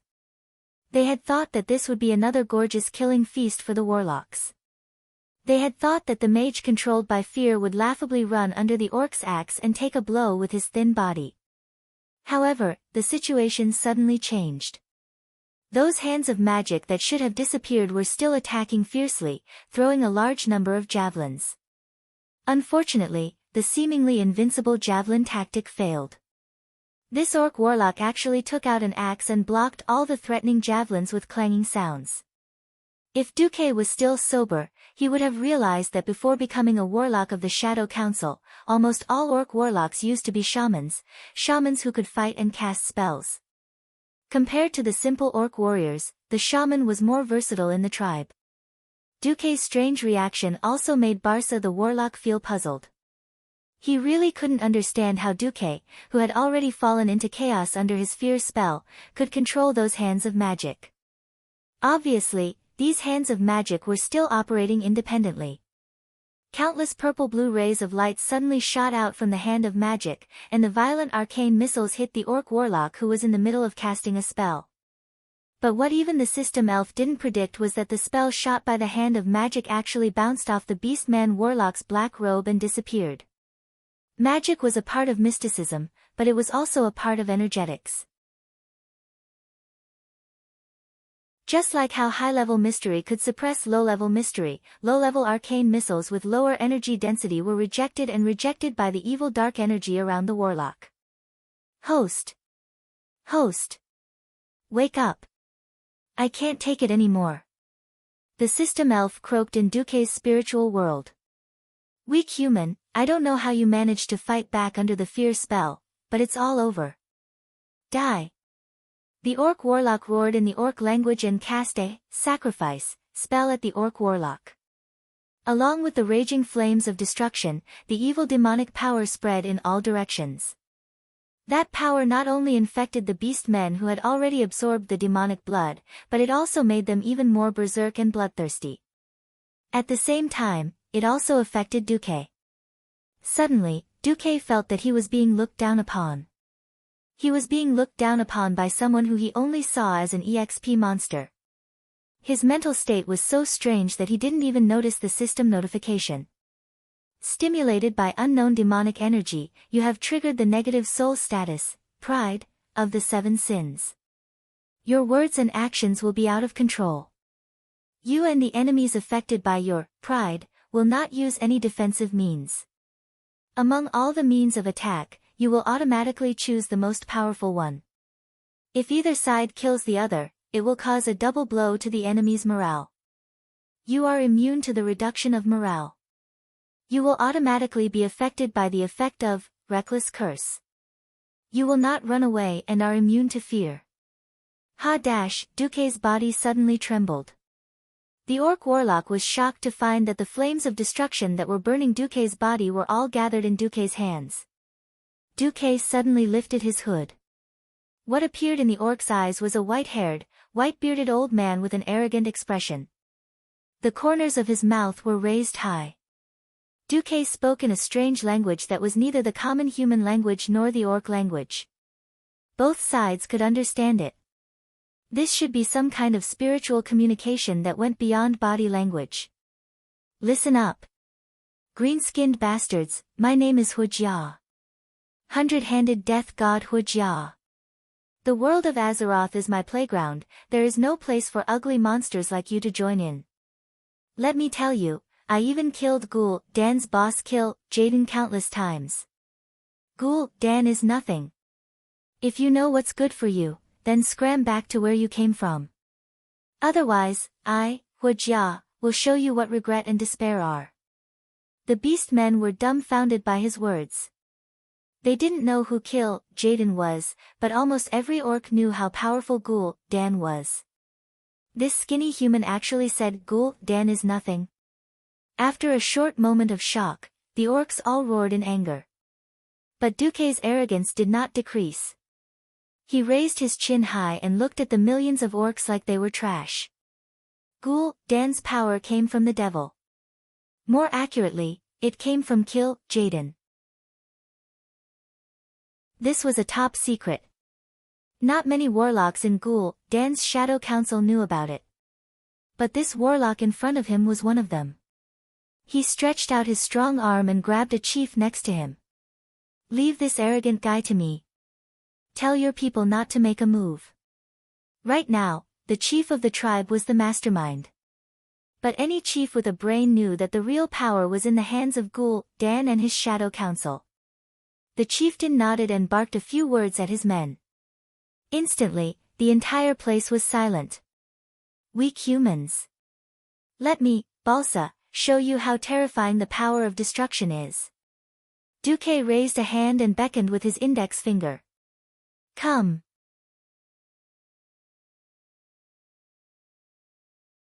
Chapter 84. Provocation. Absolute provocation. Ghoul, Dan's status in the tribe was second only to one and above tens of thousands of people. The Shadow Council was an organization that controlled the power of the tribe. Every warlock had a sense of superiority. Plus, pride had an effect on Balsa and Duque. It was hilarious. Both parties, who had countless tricks up their sleeves, were actually using magic against each other. Using magic against each other was not uncommon in the battles of the Pharaoh.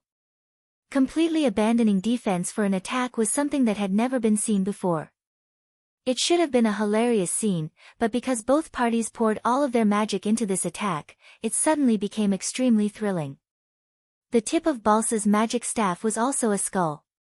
If one looked closely, they would realize that it was made from the skull of a high-ranking Drenii priest. The evil Balsa forced this Drenii priest, who once believed in the holy light, to witness the murder of thousands of Drenii children.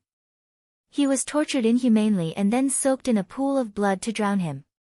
Finally, his resentful soul was imprisoned in his skull.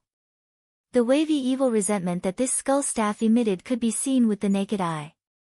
The dark light on the magic staff became brighter and brighter. 3 faint black halos with mysterious runes appeared on the body of the staff. From the top to the bottom, the front, the middle, and the back of the staff formed a cone shape. The largest halo instantly expanded to a radius of about a meter.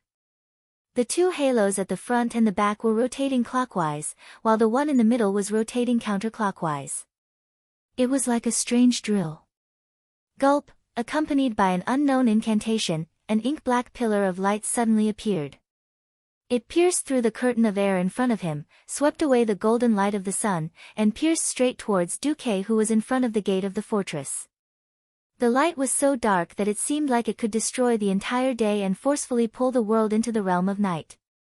This light also shocked every pair of eyes on the battlefield, and countless orcs subconsciously lowered their gazes.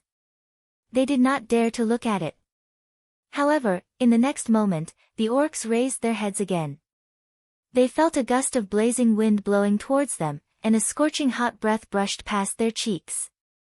They could not believe their eyes. At this moment, time seemed to freeze. Sun, there were actually 2 suns in the world. No, it wasn't a sun in front of him. It was a huge fireball that looked like a sun. With a radius of more than 50 meters, it was enough to burn an entire mountain, let alone a single beast man. In the depths of the orc warlock's red eyes, his pupils shrank to a point. He slightly opened his jaws full of fangs and breathed heavily. The orcs next to him thought he was nervous. Only he, who had personally experienced the battle between the orcs and the Drenii, knew that he had been fooled. This mysterious powerful wizard in front of him was just a fake. What high-ranking pharaoh? What human powerhouse? Bullshit. Who was it trying to fool with such a motley and low concentration of magic power? It would be difficult for a true mage to produce so many impurities in their own magic power.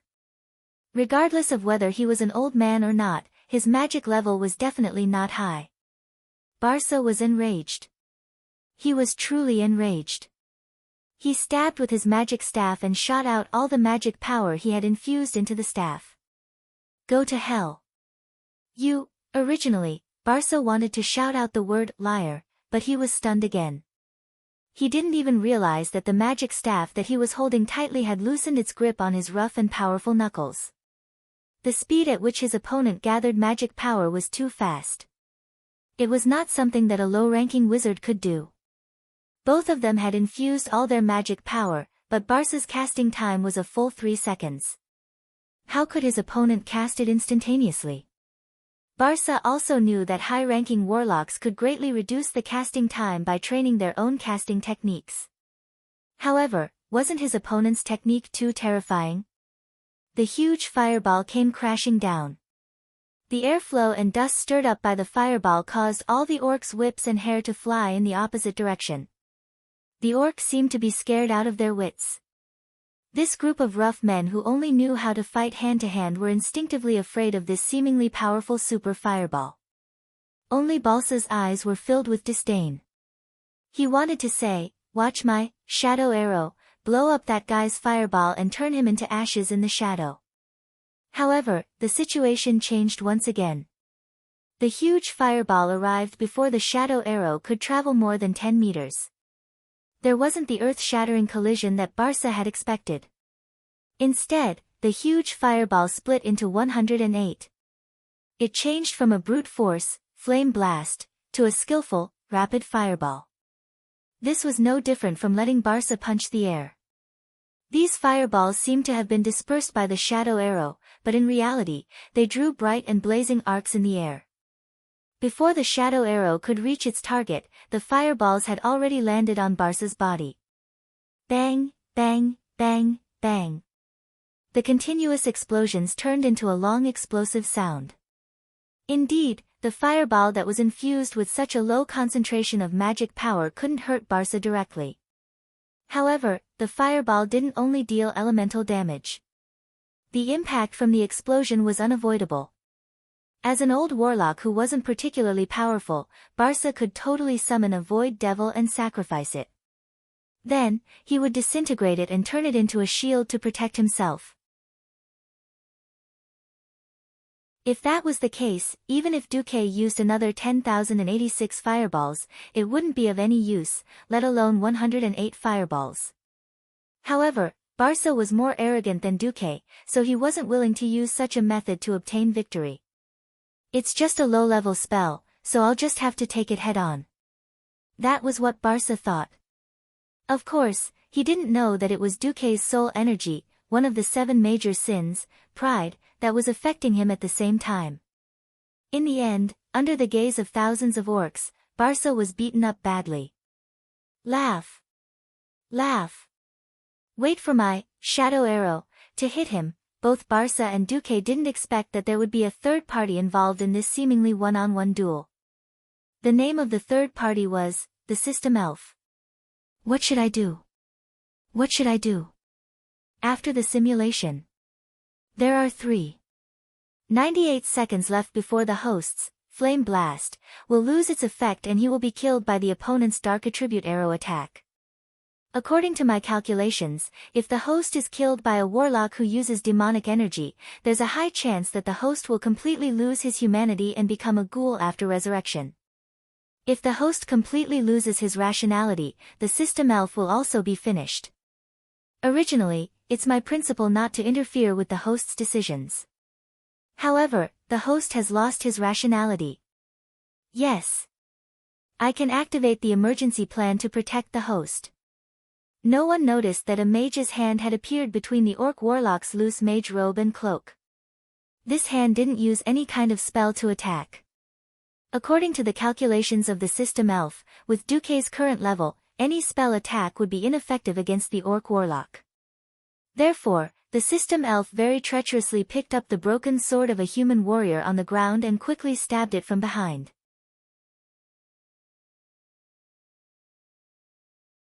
Chapter 85. Intense explosions were happening all around them. The strong shockwave escaped the senses of the orc warlock. He did not expect that the arrogant human in front of him would stab him in the back. Of course, he did not expect that it was a System Elf who did it on his own. Therefore, when he felt a sharp sword avoid his left shoulder and stab into his heart, his face was full of disbelief. "You!" He wanted to scold, but the System Elf was afraid that he would not die. It twisted the sword around his heart a few times, almost cutting him into minced meat. Everything was covered up by the explosion, and no one knew about it. The orcs who had retreated a long time ago looked at the warlock on their side with anticipation. However, they soon realized that something was wrong. The menacing shadow arrow lost its aim halfway through its flight. It tilted to one side and shot into the mountain, dyeing a large area of the mountain black. However, the mysterious human's fireballs bombarded Balsa's body one after another. After about 1/3 of the fireballs were used up, Balsa's defense began to fade. After 2/3 of the fireballs, the magic on the surface of Balsa's body had completely dissipated. However, the high-purity magic that flowed in his body was still resisting the low-purity magic from the flame blast. To the orc warriors, it was a completely different matter. This human was so cruel. He could have killed Balsa with a powerful fireball, but he had to create more than 100 fireballs and throw them at him one by one. This was clearly torture. After the last fireball was thrown at Balsa, the orc warlock, who was full of unwillingness and was burnt black, finally breathed his last. In order to cover up what it had done, the system elf obediently snatched Balsa's magic staff with the magician's hand, before the flames completely engulfed Balsa.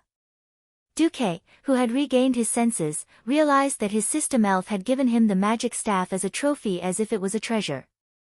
Duque was stunned at first, then he laughed hysterically. The arrogant laughter stimulated the orcs' nerves again.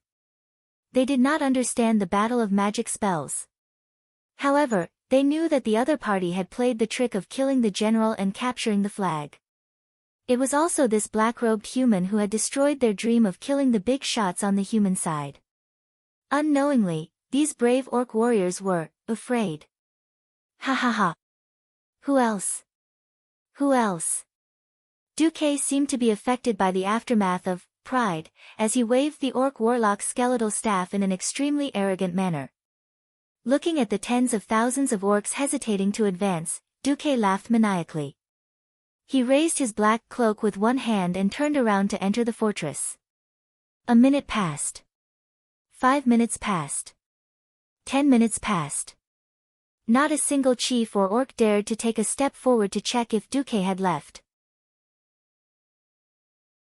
Suddenly, a huge and ferocious figure rushed out from the back of the orc army.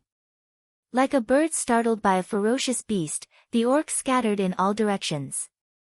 What are you doing? My order is for you to attack. Attack. Attack again. Annihilate all human warriors in sight. What are you guys daydreaming about? Had they killed all the humans? Where is the human chieftain's head? It was the tribe's chief in name, Black Hand, the Destroyer. No, that. Black Hand finally understood what had happened from the little tribal chief's intermittent narration. What?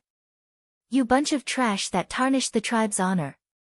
Without giving the little tribal chief a chance to explain himself, the huge warhammer drew a terrifying arc in the air and smashed into the little tribal chief's head with an indescribable force. The upper half of the orc chief's body was smashed into minced meat. Waving the bloodied warhammer, Black Hand pointed angrily at the top of the mountain. The great tribe does not need cowardly orcs, go after them. Driven by the chief's anger, the once stagnant green torrent began to surge once again. The orcs almost destroyed all the human buildings they could see. After passing through the fortress at the top of the mountain, they arrived at the back of the mountain. The orcs saw the human army's tail. They were moving at a slow speed into the forest at the foot of the mountain. Starting from the forest, that was the boundary of the elven forest. Chase! Behind them was the chief. Firstly, the orcs had lost their path of retreat. Secondly, they were ashamed of their cowardice just now. They roared angrily and waved their battle axes and war hammers as they poured down from the mountain. The orcs' strange movements naturally alarmed Lothar, who was at the back. He and General Seamus, who had just regrouped, looked at each other and saw the seriousness in each other's eyes. Seamus said, "What a terrifying lord. Not only is he extremely powerful, but he also knows the movement patterns of those green-skinned monsters so well." Lothar was about to say something when he suddenly saw a cavalry rushing towards him. Lothar could tell that it was a noble's cavalry, and the leader was Duke Bolvar for Dragon. "Oh, Thoradin the Great above, Lothar. You've survived." Bolvar did not hide his ecstasy. He reined in the horse that was panting heavily and jumped down to give Lothar a big hug. The sound of two real men's armor clashing was so pleasant to the ear. "I thought I was going to die too." Lothar was also very moved to see Bolvar risking his life to help. As the highest commander of the retreating army and a duke of high status, Bolvar could have just left or sent his subordinates to receive him. But Bolvar had come, and he'd gathered all the private cavalry of the nobles. Looking around at the rather pitiful Griffin Legion soldiers, Bolvar's eyes grew moist. "You've done very well." Bolvar turned his gaze to the torrent pouring down from the mountain. "You guys retreat first. I'll help you launch a counterattack before they descend the mountain and enter the forest." It was not a good idea to charge towards the high ground on horseback. Under normal circumstances, this would be the only way to protect the Griffin Legion. Seamus spoke at this moment. He pointed at the black dot floating down the mountain before the green flood. "It seems that there's no need for that. That lord is here." Bolvar noticed that Lothar had a clear expression of relief on his face. "Which lord?" Lothar sighed. He called himself the Hundred-Handed Reaper Hujia, in the mage's message. "He's the teacher of that Duke Marcus." Seamus added, "A very powerful high-ranked mage."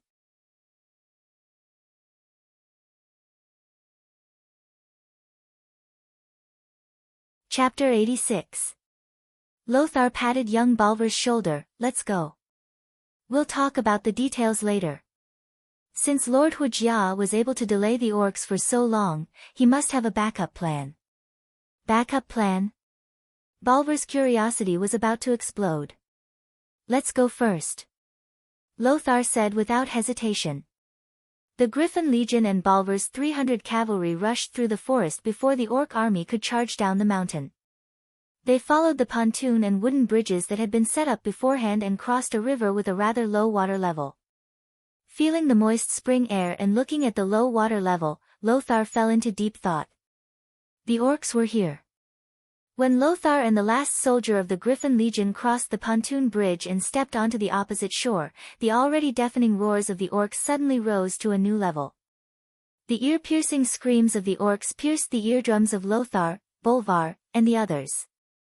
A green wave even more terrifying than the one at the Riedrich Mountains squeezed out from the small forest they had just passed. From every gap in the trees, there were roaring orcs charging out with weapons. There were simply too many of them. Lothar had no choice but to turn his head to look at the rapidly expanding front line of the orcs. It was still that majestic aura that could swallow mountains and rivers. Young Bolvar didn't feel much, but Lothar and Seamus narrowed their eyes and looked seriously at the messy flags that looked like scribbles. Their expressions changed once more. "Damn it, the greenskins have increased their numbers." Even though Lothar couldn't really tell, he instinctively felt that there were at least 30% more flags that he hadn't seen before. Exchanging glances with Seamus, they knew what they had to do. Whether it was according to the agreement or military common sense, they couldn't retreat any longer. The Griffin Legion once again carried out their mission to cut off the retreat. 1,500 soldiers formed 3 rows of 500 people along the shore just after they left the river. The soldiers who weren't too heavily injured struggled to climb down from the vehicle. They practically used their bodies to support themselves as they stood behind their comrades, forming the frail 4th row.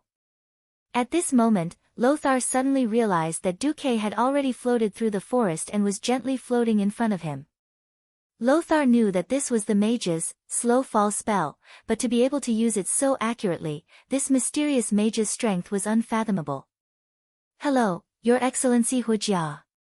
Lothar took the initiative to greet him. "Hello, Sir Lothar. It seems that we have established a preliminary level of trust." Among the backup plans that Duque had agreed on, Lothar was also to form a formation on the riverbank slightly away from the river. Duque asked in an old voice, "You don't seem to be worried that I'll harm you now?" "It's nothing. At most, I'll just lose my life again for the same reason." Noxus revealed a hearty smile. "Also, I don't believe that you would harm me, because we are both humans." "Yes, because we are all humans." Strangely, these two people, who were at least 20 years apart in age, easily found common ground. "How was the battle with the spellcaster just now?" Lothar was all smiles when he saw Duque appear. The result was certain. The only question was how much he would win. Duque did not say anything. He threw out the orc warlock's skull staff that emitted evil energy. The vengeful spirit on the staff seemed to have absorbed the blood of the ferocious beasts and became less violent, but it was still menacing. Take it back to the high-ranking priest in Stormwind City. I think there will be people on your side who will be interested. Hiss. Lothar, Seamus, and Fordragon all secretly gasped at the same time. Battles between mages were indeed extremely mysterious. But everyone knew that it was one thing to defeat the opponent. Killing the other party was another matter. Killing the opponent was more than twice as difficult as defeating the opponent. Now, this mysterious Huijia actually performed the mage's version of killing the general and capturing the flag under the watchful eyes of tens of thousands of orcs. What kind of power was this? They thought of how Duque had suppressed 2 waves of orcs' frenzied attacks by himself and saved the entire Griffin Legion. Then, they thought of how he killed the enemy's powerful spellcaster in front of the formation this time. The 3 couldn't help but raise their evaluation of Duque countless times. However, Duque's performance wasn't over yet. Seeing that the fastest orcs had already rushed to the shore and were about to enter the water, Lothar and the others suddenly felt their hearts in their mouths. The water of this long river wasn't deep. For humans, the water didn't reach their waists, but for the tall and burly orcs, it was only as deep as their thighs. It wasn't a problem at all.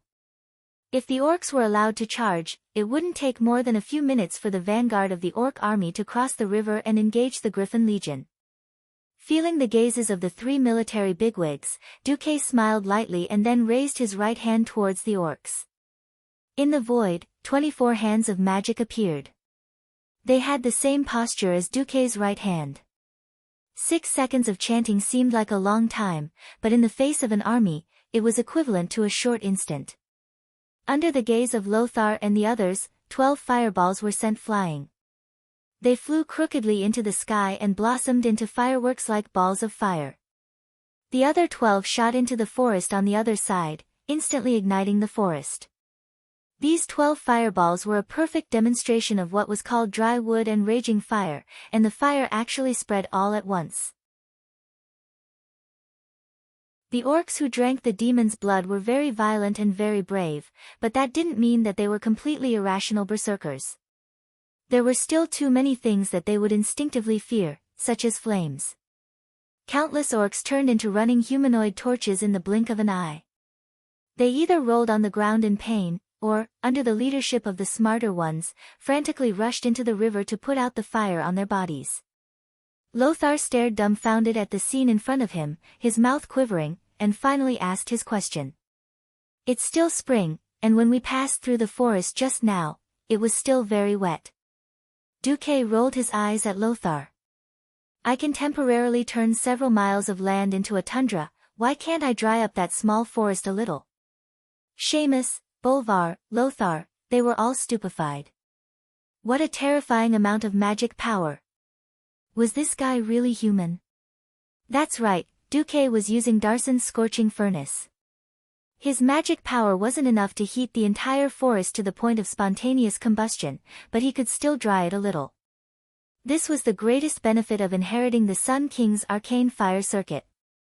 Even though he wasn't a true sky wizard, 3 months of seclusion had allowed Duque to possess a terrifying amount of magic power that far exceeded most sky wizards.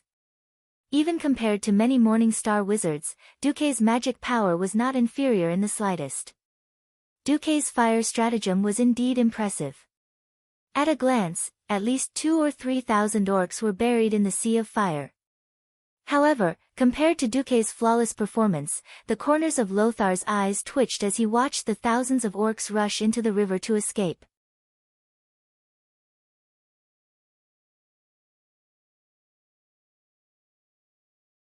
Chapter 87. That's right, after putting out the flames on their bodies, these crude fellows had already stood up and were laughing at Duque. The beast men were laughing. Duque was laughing as well, but Duque's laughter was even more carefree and joyful. Lothar suddenly noticed that Duque's eyes were filled with concerned for an idiot. What? Was there a backup plan? Lothar was startled. Lothar's guess was right. There really was a backup plan. Did you hear something? Bolvar, who had the best hearing, was the first to ask. In the next moment, not only did Lothar and Seamus hear it, but the rest of the Griffin Legion did as well. At this time, Duque said slowly, Lothar, you'd better have your men retreat another 50 yards. 50 yards was equivalent to retreating into the forest. From a tactical point of view, retreating into the forest was equivalent to not having a formation. But when he thought of how low the water level had been, Lothar understood what Duque had done. It was the spring flood season, and the river should be rising. Normally, the water level shouldn't be this low. There was only one explanation. Duke had ordered his men to build a dam at Steel Lake upstream of the river to hold back the water. This was done after the entire Stormwind army had passed through and entered the Reedridge Mountains. Thinking of how Duque had secretly used the workers from the East Cove lumberyard, it wasn't hard for Lothar to guess that it was these workers who had helped build the dam. Terrifying. Too terrifying. Who would have thought that this mysterious old magus was not only powerful, but also so resourceful? If he wanted to ambush the Stormwind army, not a single one of them would be able to escape. While Lothar cheered in his heart, he was also secretly shocked. Thankfully, this magus isn't an enemy of Stormwind. Lothar hurriedly ordered his men to retreat. For a well-trained army, this wasn't a problem. 10 seconds later, the Griffin Legion's warriors were secretly delighted to see the beast men who had been laughing at them suffer. With an earth-shaking rumbling sound that could destroy the mind of any tribal warrior, a raging wave that could blot out the sky and cover the earth swept down from the upper reaches of the river. It was mixed with countless debris and the anger of human beings, pouring down in a furious manner. Before the Horde invaded the world of Azeroth, the Bloodring clan was once the most powerful clan in the Horde. Now, the Bloodring clan was still one of the top clans in the Horde. Under the leadership of Old Kilrog Deadeye, the Bloodring clan possessed the indomitable wildness necessary for many years of successful campaigns. For example, attacking the Dreenei's Shotrath city. According to the original history, based on their invincible performance in battle, the Bloodring clan was given the responsibility of defending the territory of the dwarves that was previously occupied, the Cos Moden area, and was given the task of attacking the dwarves' old nest, the Iron Furnace Fort. It could be said that these experienced Bloodring warriors who were loyal to the largest clan in the tribe, the Blackrock clan, were definitely one of the tribe's most precious treasures. But now, this army that had joined the front lines under the orders of the great chief, Blackhand, was almost completely annihilated. The few remaining green flags couldn't even barely hold on under the great power of nature. In the blink of an eye, they were completely swallowed up by the flood that was mixed with large amounts of sharp wooden stakes. Of course, this wasn't where all the elites of the Bloodring clan were, but Kilrog would probably feel the pinch from losing such an elite vanguard army here. The army that had been swept up in the flood was famous within the Horde. From upstream to downstream, Duque roughly counted 4 or 5 of them. Other than the Bloodring clan, Duque managed to recognize the larger clans such as the Blackrock, Shatterpalm, and Dragonmaw. It had to be known that during the first incident at the Dark Portal, the entire tribe had turned out in full force. Most of these were elite veterans who had just experienced the war with the Dreenei. If any one of these large clans were to enter the Stormwind, which had not seen a great war for hundreds of years, it would be enough to destroy this small human kingdom. It had to be known that in the original history, it wasn't just the Stormwind that defeated the Horde. Instead, it took the help of 7 human kingdoms, dwarves, and some elves to defeat the Horde. Therefore, from the beginning, Duque didn't think that his efforts in the Stormwind alone would be enough to completely defend against the Horde's attack. What Duque could do was to bleed the Horde as much as possible before the final battle. Today was the first step. In the original history, these vanguards who invaded the Azeroth would all die. But today, Duque had completed their fate in another way. Countless orcs wailed and screamed, trying to escape this death trap before the flood arrived. Unfortunately, they weren't Naga, nor were they merfolk. The orcs who could run as fast as they could on the mountains became incomparably clumsy in the water, and were quickly swept away by the flood. The flood wasn't particularly fatal to the strong orcs, but the sharp wooden stakes in the flood were quite fatal.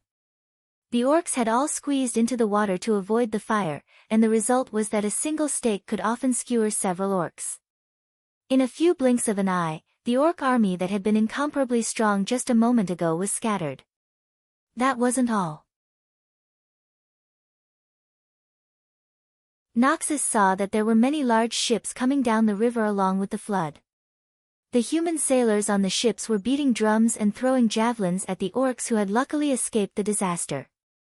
Seeing the scene before him, Noxus had already lost the ability to speak. At this time, Duque slowly turned around. Go, the Griffin Legion needs the enemy's head as a sacrifice to their comrades. Seeing the previously aggressive orcs turn into drowning dogs, Noxus actually felt a little disappointed. This wasn't the opponent he wanted. Bolvar stepped forward and patted Noxus' shoulder plate. We all know how strong these green-skinned creatures are. The elven forest can't be defended, and the nobles who have lost their territory need a place to vent. I don't want the Griffin Legion to become a target. Noxus quivered and immediately came to a realization. Yes, he was indeed an outstanding commander. But he definitely wasn't an outstanding politician. In terms of tactics, the Griffin Legion had already done their best. So what? With the Riedrich Mountain lost, the soldiers of Stormwind City couldn't possibly be a match for the orcs in the forest, where individual strength was the most important. The nobles who had lost their territory would naturally choose to vent their anger. It was obvious that the Griffin Legion, who hadn't fought well, was the best scapegoat. Noxus couldn't bear to see them being blamed by the nobles after making such a huge sacrifice. Even the compensation would be deducted. Fortunately, if they could bring back enough orc heads, it would be the best proof of the Griffin Legion's bravery. Noxus suddenly waved his sword. Griffin Legion, advance. Kill those green-skinned beasts that have come ashore.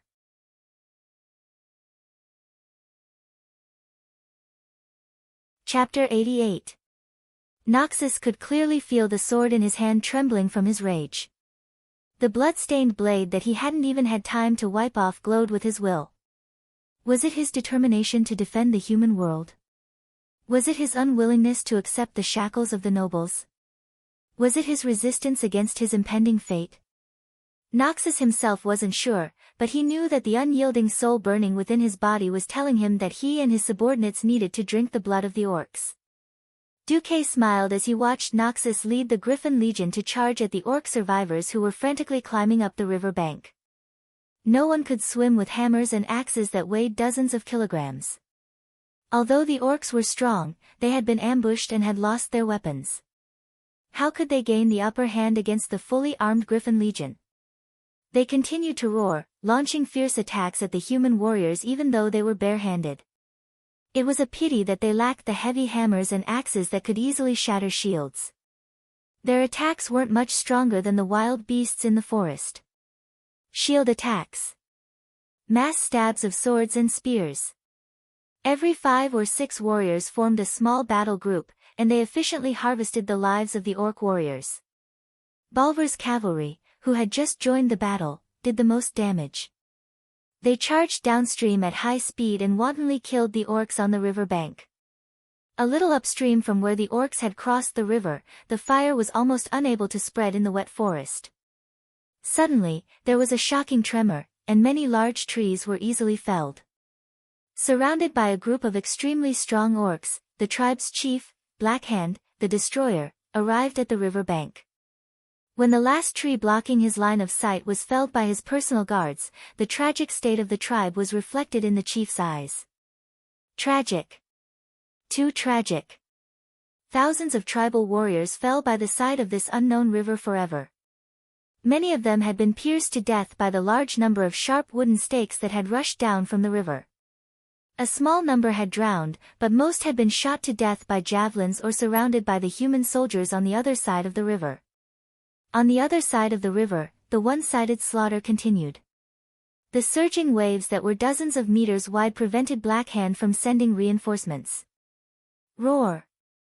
Black Hand let out a furious roar from the other side of the river. Apart from that, he was completely powerless. He could only watch as the orcs on the other side of the river continued to fight fervently, but they were still being slaughtered helplessly. There was a striking similarity in history.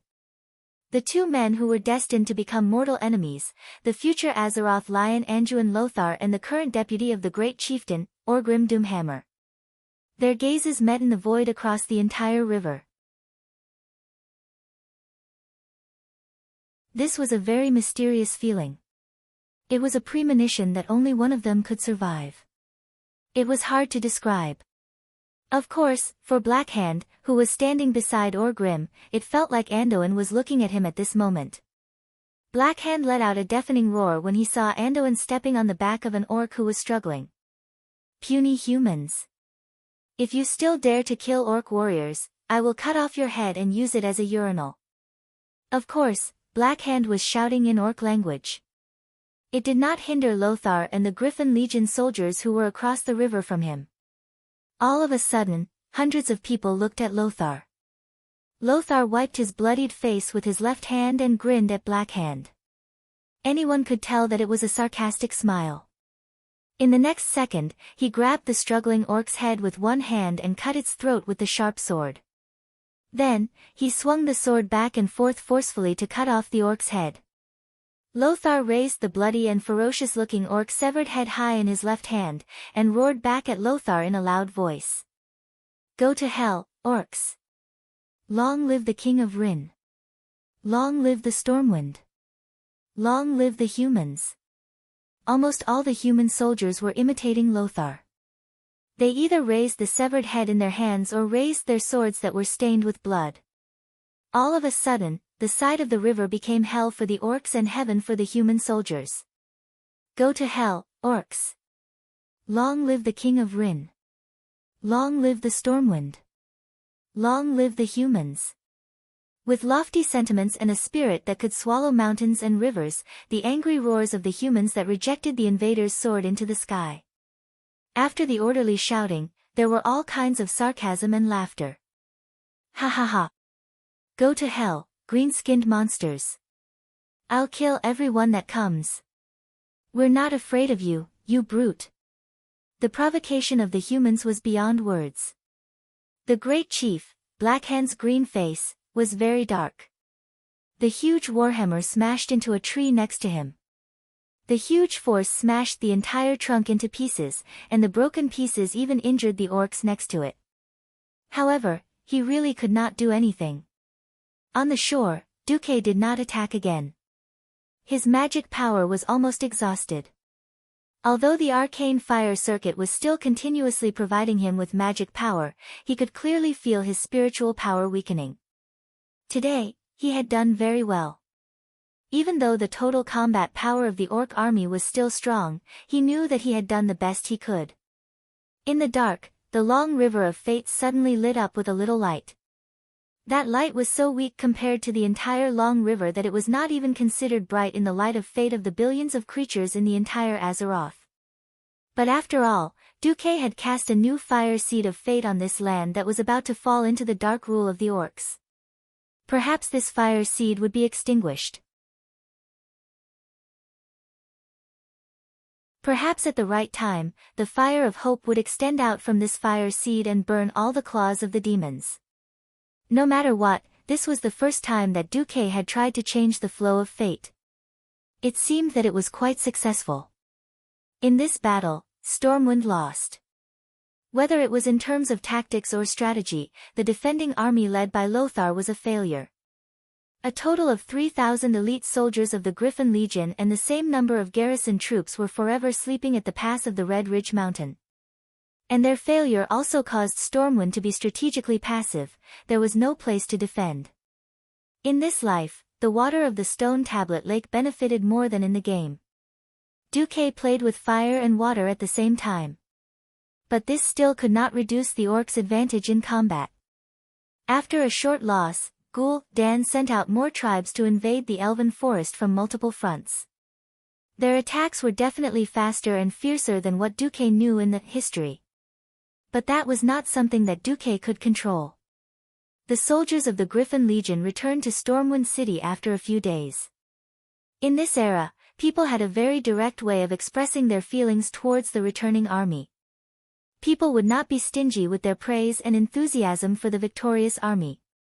As for the defeated dogs, people would give them the cruelest of curses. They should have cursed and mocked them. But towards the Griffin Legion, their expressions were very complicated.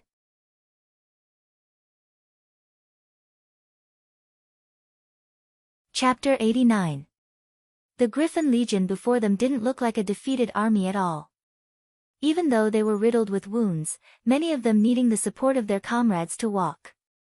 Even though their armor was full of large gaps or large dents caused by heavy objects, they were still able to move their armor. Even though they shouldered the great crime of losing at Reedridge Mountain, and were blamed by countless nobles and commoners for their defeat.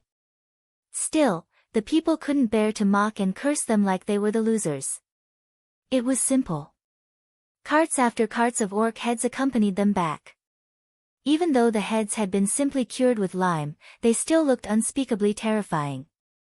The people could clearly see the orcs' bulging eyes, their sharp fangs that seemed like they could tear a person apart in one bite, and the terrifying rings used as decoration on the fangs. The people could also see the enormous bodies of the orcs being transported back. Large numbers of orc axes and warhammers were displayed in the busy streets. When even the strongest of men couldn't easily wield these heavy weapons, the people finally realized what kind of terrifying monsters the warriors of Griffin Legion were fighting against. The streets of Stormwind City went from silence at first to sparse applause, then to thunderous cheers and applause in the end. The young warriors of Griffin Legion had experienced the greatest ups and downs of many people's lives. Well done. Good job. Griffin Legion. You've done your best. Without your bravery, the situation might have been even worse. For the first time in the history of Stormwind City, a large number of people were giving flowers and applause to the defeated army. At some point, the first warrior started crying. Then came the second, and the third. Men didn't easily shed tears. They were defeated. They were defeated, but they were also victors. Their tactics and strategies had failed, but they had at least overcome their fear and survived the trial of iron and fire. Anduin Lothar, Tom Seamus, and Bolvar Fordragon walked through the corridors of Stormwind's stronghold, feeling the gazes of the guards. Even though they had lost the battle, the guards had only now begun to view them as legends. Even before they entered the chamber, they could hear the clamor of voices squeezing through every crack in the door and every crevice. The nobles, who used to be so high and mighty that even speaking loudly was seen as uncultured, were using their loudest voices to ask the king to send troops to punish the evil orcs who had taken over Stormwind's territory in the most bloody way possible. The gate, which was as tall as two people, opened. The entire place fell silent. The air seemed to have frozen, and all sounds were locked in place. Unlike the simplest and purest civilians, many nobles had a more direct view of Lothar, hatred. They didn't care how hard Noxus fought, nor did they care that more than 60% of the Griffin Legion had died. They only knew that it was precisely because of Lothar's defeat that they had turned from nobles with real power to nobles with no home to return to. And this group of border nobles who had lost their territories were also the fiercest in front of King Lang. Seeing that Lothar and the others had entered, the nobles were ready to make trouble. King Langren expressed his support for Lothar in the most direct way. He left the throne excitedly, strode down the stairs, and rushed to the door of the conference room. He gave Lothar a big hug. Damn orcs. I almost lost you forever. Thousands of words were all contained in this one sentence. There was no, well done, or, I don't blame you for trying your best. Lang only cared about the safety of his childhood friend. Anduin patted Lang's back hard. His eyes were also slightly watery, but he controlled his emotions. Your Majesty, Anduin Lothar is back. He was reminding Lang that they were in a public place. Lang immediately came to his senses. He let go of Lothar and said loudly, welcome back, my commander. Welcome back, Duke for Dragon, General Seamus. In the face of the king's public support, the nobles had to swallow their words even if they wanted to make things difficult for Lothar. Lang sat down again. All right, everyone, and I have seen the report. As the ones who personally fought against the green-skinned monsters, Lothar or Bolvar, who can tell us how powerful those monsters are? Bolvar was the first to bow. No amount of words can describe the violence of these monsters. Let everyone see for themselves. Bolvar clapped his hands, and the door of the conference room opened again. Along with the stench of blood, a barbaric aura that seemed to have come from ancient times rushed out. 2 guards pushed in a huge cage with wheels. Around the cage were 12 fully armed guards of the Wang clan, each of them holding a shield and an unsheathed sword. After seeing the huge and burly figure in the cage, almost all of the nobles in the conference room felt their eyelids twitch violently. Some of the more timid ones even let out a cry of surprise. Bolvar continued to introduce, "This is the green-skinned monster that we fought in the Riedridge Mountains. We will call it the Orc for now." With a wave of Bolvar's hand, the cage was immediately opened. 6 incomparably strong men with bulging muscles stepped forward and pulled on the shackles on the beastman's wrists and ankles. They lowered their bodies and prepared to exert their strength. Lothar gently pulled out his sword and stepped forward to block half of Lang's body. Their large formation made Lang and most of the nobles who had never seen an orc frown. Bolvar nodded at the royal court mage who was guarding Lang. "Master, you can remove the sleeping curse from this orc now." Lang nodded. The court mage softly chanted a few spells, and the orc clearly moved. Arg! The next moment, a roar that sounded like that of a prehistoric beast rang out, causing several nobles to lose their chairs and fall to the side. Without any questions or probing, the orc who had consumed the demonic blood immediately attacked the nearest human. His outburst was so fast that the 6 strong men couldn't stop him in time. One of the men who could not stand steadily on his horse was even dragged in front of the orc. The orc moved quickly, but the royal guards were even faster. Almost at the same time, 7 or 8 swords had already pierced into the orc's body. Seeing that the orc was not going to live, the ferocious orc once again displayed his ferocity to the upper echelons of Stormwind. He opened his mouth full of fangs and bit down on the man's shoulder, tearing off a fist-sized piece of flesh. Immediately, the man became a bloody mess.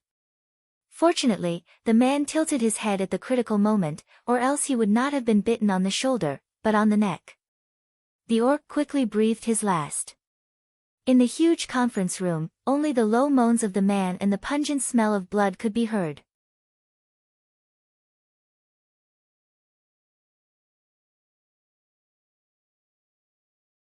Chapter 90. If it had been any other day, there might have been people blaming Bolvar for creating such a bloody scene. Now, no one said a word, for the kingdom was in a state of war. Compared to the nobles who knew nothing about the orcs before, they now had a simple and straightforward understanding of their strength. They began to understand why the vast territory of the kingdom had fallen in the blink of an eye. They began to understand why the elite army that had been trained could not withstand a single blow. It was obvious that it was because of the difference in race. There was an innate difference in combat power between humans and orcs. While the servants cleaned up the scene, the nobles split into small groups and whispered to each other. King Lang was also asking his ministers for their opinions. "You're saying that it usually takes 3 elite warriors to kill a single orc?" Lang did not hide his surprise. "I thought the report was exaggerated." A duke interrupted, "If that's the case, how do we fight?" "There's no way to fight. In terms of pure hand-to-hand combat, even 20 soldiers with weapons would not be a match for a single orc." Noxus added with lingering fear, "If it wasn't for the spells and strategies of the mysterious Archmage, Hundred-Handed Death God, this would have been the greatest defeat since the founding of Stormwind." Hundred-Handed Death God. The report you sent mentioned that he seemed to be the teacher of that Duke Marcus. How strong is he? Lang was a little happy, but also a little doubtful. "I can't tell. But he was able to repel the siege of thousands of orcs, and even killed the enemy's evil spellcaster and took his staff. I think he should be very strong, but only the Archmage has the right to speak. Noxus asked his servant to pass the orc warlock's staff wrapped in talismans to the court mage beside Lang. The old mage looked at it carefully and muttered to himself, "Even I don't have the confidence to kill the owner of this staff in a one-on-one fight. Not to mention facing the entire orc army by himself. I dare not say anything else, but at least the previous owner of this staff had strength equivalent to that of a peak sky mage.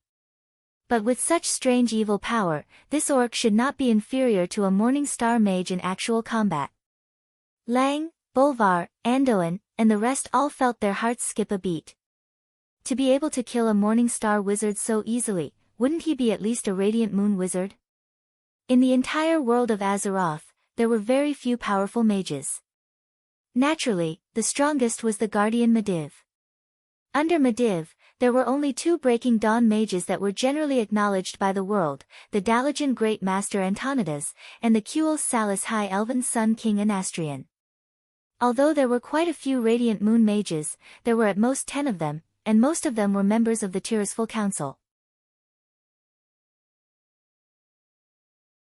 Unfortunately, Stormwind didn't have a single Radiant Moon mage. An existence that was likely to be a Radiant Moon mage was enough to make people tremble, but a master tactician as well? The series of fire and water attacks broadened the horizons of these generals who only knew how to fight head-on. Now that they suddenly heard that Duque had such an amazing teacher, Lang and the rest's evaluation of Duque rose by leaps and bounds. It turned out that a great teacher produced a great disciple. No one would have thought that Duque would have such a trick up his sleeves. He was the teacher, and he was the disciple.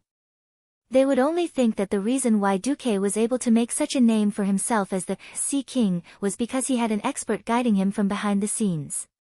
King Lang asked tentatively. Noxus said that His Excellency Huijia has the mage imprint of the royal family mages. The old court mage shook his head. The emblem of the royal family mages is just a simple way to distinguish between friend and foe. For powerful mages, this kind of ordinary arcane emblem is easy to imitate. This doesn't prove anything. Lang was obviously disappointed. After losing Medivh, he suddenly heard that the other side also had a mysterious and powerful spellcaster. The need for mages made Lang instinctively yearn for a more powerful mage to rely on. What a pity. The servants cleaned up the meeting hall, and the hall fell into a mix of emotional and rational arguments. In fact, everyone knew that it was impossible to win with just Stormwind. Preliminary estimates put the number of orcs at no less than 100,000. According to the battle casualty ratio of 1 to 3, even if all the adult men in Stormwind were counted as elites, it would not be enough to kill them. But it was impossible to give up the territory of Elven Forest just like that. As the core of the entire kingdom, more than 70% of Stormwind's citizens lived in Elven Forest. If all the citizens were to move to Stormwind City to seek refuge, just the food problem alone would make Lang's hair turn white. The only good thing is that we opened up the sea route. Now, food from the western wilderness can be continuously transported to Stormwind City through the sea route, temporarily filling up the food shortage in Stormwind City. It would have been better if Bolvar had not mentioned it. Now that he mentioned it, Lang could not help but think of Duque's kindness. There's no other way. We'll ask for help from the other major human kingdoms. These green-skinned creatures will soon not only be a matter of our kingdom, but a disaster for the entire human world, and even the world of Azeroth. Lang's words unfortunately hit the nail on the head. The huge orc army had long been dissatisfied with just half of the Riedridge Mountains and one elven forest. Just as the great Mongolian navy's goal was the Sea of Stars, the orcs' goal was the entire world of Azeroth. In addition to attacking Stormwind from the west, the orc army also split up a division to cross the Riedridge Mountains and the future Burning Steppes to the north. They crossed the barren lands and killed their way to Dan Maluo in the middle of the Eastern Kingdom's mainland. Yes, the orc army of tens of thousands, led by the Bloodring clan of the tribe, went to find trouble with the dwarves. Not only that, there were also some small tribes who chose to go all the way north, killing their way into the territories of the Kingdom of Torrential Fort and even the Kingdom of Alterac. Since April, Lang had sent out letters asking for help to all countries, but the response of the countries had been slow. These countries that were thousands of miles away instinctively thought that Lang had seen wrongly and thought that the trolls were some kind of orc. It was not until July, when the green-skinned orcs appeared indiscriminately in the territories of several human kingdoms, launching attacks on human villages, towns, and even fortresses, that the higher-ups of the various countries suddenly realized that this was a large-scale invasion against the entire continent, and even the entire world. And at this time, more than half of the territory of the Elven Forest in Stormwind had fallen. At this time, a piece of news that shocked all of Stormwind, and even the entire world, came. Medivh had officially rebelled, and he had killed the entire council of 6 of Tirisfal. His mother, Aegwyn, rushed to Karazhan, but was also defeated by Sargeras, who already had all the power of a guardian, and disappeared.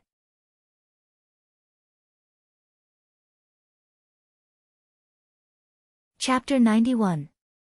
Night. Late at night. On a balcony in the Storm Fortress, King Lang looked up at the starry sky. In the deep universe, the light of a few stars that were usually bright intertwined with the light of a rising crimson demon star, as if a fierce battle was taking place. Immediately, the huge shadow of the demon star easily shrouded them, and the stars became dim and wobbly. 1, 2, a total of 6 meteors streaked across Lang's vision, and then disappeared into the endless darkness forever.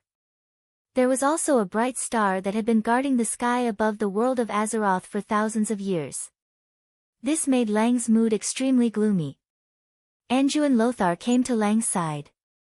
"Lang, what are you thinking about?" In private, Anduin was not Lang's subject, but a good friend of 30 years. "Anduin, I'm thinking, is our friendship with Medivh just an illusion? Why would he do such a thing? If he really wants this kingdom, I can consider giving it to him." "Why? Why? Why?" Lothar was always mindful of his duties. Before becoming Medivh's good friend, he was the most loyal subject of King Lang. Hence, when Medivh showed signs of abnormality, he was the first to be on guard. But now that Medivh had openly rebelled, Anduin felt relieved. This allowed him to comfort Lang as a friend. Either we are blind, or Medivh has spent decades deceiving the whole world, or... At this point, Anduin deliberately stopped. "Or what?" Lang asked anxiously. "Or there's a soul in our old friend's body." Anduin spread his hands, and explained, "I'm very sensitive to a person's feelings. You know, there's no lack of spirits in this world. Over at the Twilight Forest, I get reports of seeing ghosts every day. So, maybe." Lang heaved a sigh of relief and patted Anduin's shoulder. "Old friend, regardless of whether you're comforting me or speculating, at least I feel much better." Yes. The recent events made Lang feel like the world was about to collapse. The orcs attacked like fire, and half of Stormwind territory had already fallen. Now, Stormwind could only control half of the Elven Forest, half of the Twilight Forest, and the Western Wilderness. The Riedrich Mountain was practically out of contact.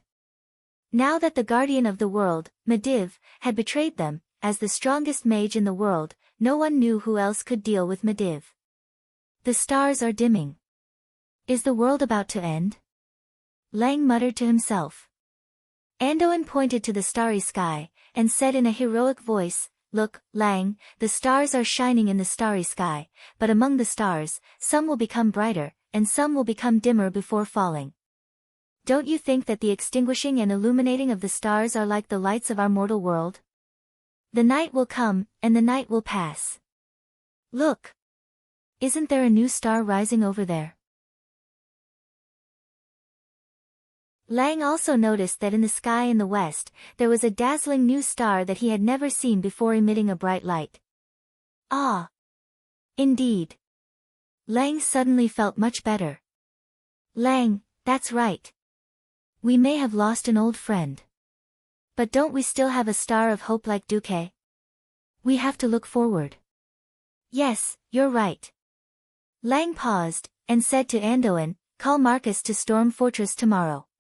I think we should listen to his and his teacher's opinions." Lothar pondered for a moment before nodding. Not only Duque, but Duque's teacher was also extremely mysterious. After saving the remnants of the Griffin Legion and achieving a great victory at the river bank, Lothar returned to find that the Hundred-Handed Reaper had disappeared. He only left a mysterious message for the injured soldiers, saying, "Look for Duque when you need me. I'll come when I'm free." He then ran away. The next day, Lang summoned Duque. It was a very private small reception room, and there were only 3 people in the entire room: Lang, Andoin, and Duque. There was no splendor, no excessive decorations, and not even a throne. There were only a few extremely simple pieces of furniture and a cup of fragrant black tea. Lang sat on a chair that was exactly the same as the one Duque was sitting on. After not seeing him for a few months, Duque had grown a lot taller. However, Duque did not grow a beard like the others in Storm City. He still chose to shave his beard regularly. "Hello, Your Majesty, may I ask if you summoned me this time to look for me or my master?" Duque went straight to the point. "What's the difference?" Ryan tilted his head, curious. "Yes, if you're looking for my master, then I can go back because I can't find him. He said that he has something important to do that concerns the survival of the entire Azeroth." "I don't know what it is," said Duque, cutting off Lin Li's words in advance. It was fine to pretend to be an old man occasionally, but it wouldn't be good if he was exposed and treated as a fool. Lang smiled. "Are you trying to tell me that the Sea King is Duke Marcus, and not Huijia?" "Your Majesty, you can understand it that way," replied Duque calmly as he took a sip of the fragrant black tea. After transmigrating for so long, the black tea was the only thing that Duque was most comfortable with. "So, to what extent can I trust you? Andoin always told me that you might know a lot, but you won't reveal it to anyone." Lang was not pressing. He gently stretched his body. He was completely looking at Duque's performance to decide how much he would trust Duque. Andoin interrupted, "Since the day Medivh presented the Black Hourglass, I felt that you knew a lot. I'm sorry, but this is an unfounded intuition. But I hope you understand that many people in power can only rely on intuition when they can't find any concrete evidence." Duque knew that Lang and Andoin were forcing him to lay his cards on the table. This was like a watershed. Of course, he could continue to maintain his mysticism, but now that he was betrayed by Medivh, it would be even harder for them to trust outsiders. If that was the case, history was likely to repeat the same mistakes again. Duque decided to be honest, partly, because no one would believe what I said at the time.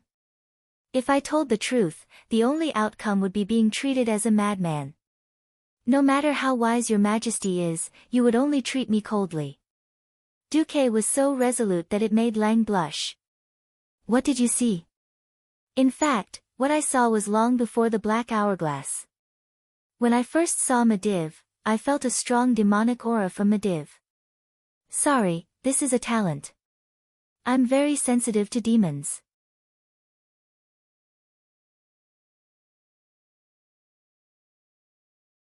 Chapter 92. Hiss. Lang and Andoin gasped at the same time. But Duque's shocking words were yet to come. "After I returned, I went to Master's secret library and read a lot of information in private. When Medivh presented the Black Hourglass, I was 60% sure that the one possessing Medivh was the fallen titan, the boss of the Burning Legion, Sargeras." "What? Medivh was possessed by Sargeras?" They really didn't know whether to be surprised or happy. At this moment, their mouths were filled with mixed feelings. They completely understood why Duque chose to keep his mouth shut and keep it a secret. What was Duque's identity at that time? Even now, if Medivh hadn't exposed himself, they would still be in the dark, and wouldn't know that Medivh had betrayed them. After all, a Black Hourglass couldn't prove anything. Now, Duque actually pointed out that it was Sargeras's doing. Lang and Andoin were both happy and afraid. They were happy because their old friend Medivh might not have really betrayed their friendship and the whole of Azeroth. They were afraid because it was Sargeras. As knowledgeable and cultured nobles, of course they knew who Sargeras was, and what he had done to the world of Azeroth 10,000 years ago. How are you sure it was Sargeras? Anduin asked tentatively. This is not a secret, and many mages know about it. More than 320 years ago, the previous guardian, Medivh's mother, Aegwynn, went to a magical world. She stopped a group of demons who were hunting dragons, and then encountered the Burning Legion's demon king, Sargeras. Using the power of the strongest mage group in the whole of Azeroth, the 6 members of the Tirisfal Council, she defeated the demon king and sealed his body. Sealed? Lothar asked. The specific matters were not recorded in the documents.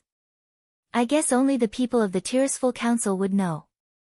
However, I can tell from that incomparably dark titan aura that only Sargeras' soul could be so powerful. Even if Duque used an uncertain tone of speculation, Lang and Anduin had already instinctively believed that it was a fact. Because this was the truth, and Duque's words were only a hint to them. They would naturally verify Duque's words through all kinds of information. King Leon's 10 fingers dug deep into his thick hair, and his eyes were a little unfocused. This is bad. If the Demon King steals the Guardian's magic, then the Tirisfal Council will fail. Aegwynn will also fail. Doesn't that mean that no one in Azeroth can deal with Sargeras? Oh my god. Stormwind is almost over. How can I, the ruler of a fallen kingdom, face the late emperor? Anduin had never lacked courage, but at this moment, his face was ashen. At this moment, the whole meeting room seemed to be under a spell that stopped time. Duque stood up proudly under the stunned gaze of Lang and Anduin. He raised his head, and said softly, "No need to say more, Your Majesty. Things can still be salvaged. Please be confident." Confidence may not necessarily win, but without confidence, you will definitely lose. If you don't even have confidence, how can you get the people, the soldiers, and the nobles to support you? Trust you. Since I, Duke Marcus, and Anduin Lothar are standing here, and since there are millions of people who support you, before we all fall, who dares to say that the future of this kingdom is bound to be destroyed? If the destruction of Stormwind is inevitable, then let me change it for you with my own hands. From the moment I knew that things were bad, I have been preparing for this day. I had hoped for countless times that it was just my ineffective effort. But since all of this has really happened, in order to prevent more people from crying, and to stop the grief of the Griffin Legion who sacrificed their lives in the Red Ridge Mountain, shouldn't we work harder to avoid all of this? Duque's tone was calm and impassioned. After listening to Duque's words, Lang straightened his back and raised his head, almost as if he had been electrocuted. Lang tidied up his appearance, and nodded at Duque, who was full of concern. He then smiled bitterly at Duque. "I'm sorry, I've embarrassed myself. As a king, I have to be an example to the people and nobles. I really lost my composure just now." "Well, Duque, I think you have thought of many ideas. Take them out at once, don't hide them." Anduin also gave the most sincere smile to Duque. He also realized that Lang had been depressed recently, and did not expect Duque's encouragement to be so effective. "Do you have a map?" Duque asked Lothar. As the supreme commander of the kingdom's military affairs, Lothar always carried a simple map with him.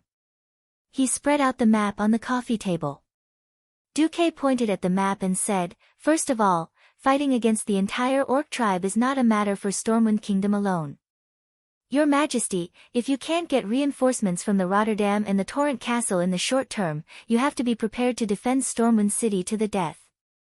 If there is really such a thing, I strongly suggest that Your Majesty let the women and children cross the sea to the north first, passing through the dwarven territory of Dan Moro that is also exposed to the Orcs' attacks, and directly to the Hillsbrand Hills in the north. Because there, Your Majesty, you will receive sufficient support from several other human kingdoms. We can transport the women and children back to Stormwind to continue with the military supplies and soldiers. In a situation where the dwarves' iron stove fort was being attacked by the horde, what Duque said was right. Lang and Anduin nodded at the same time. In fact, in history, the defeated Lothar had also brought the defeated troops and people of Stormwind to do the same thing. However, the situation in Stormwind was not that bad yet, so Duque did not propose a national retreat. Seeing that Lang had agreed, Duque continued, "Secondly, I suggest building a fortress defense line near Goldshire town." Anduin interrupted, "That's useless. We have already proven with blood at the Red Ridge Mountain that a simple fortress can't stop the attack of the orcs." "No. That's because your battle strategy is wrong." Duque took out a blueprint from his arms and handed it to Lothar.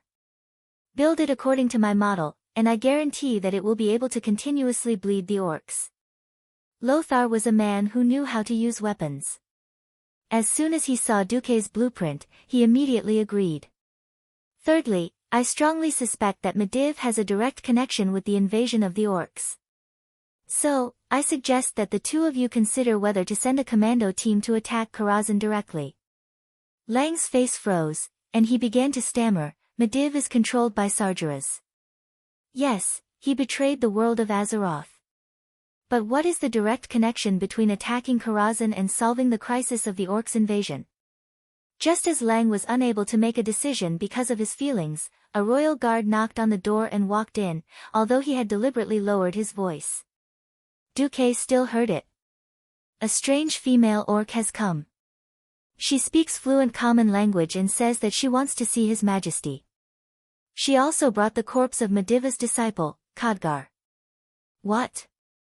Khadgar is dead."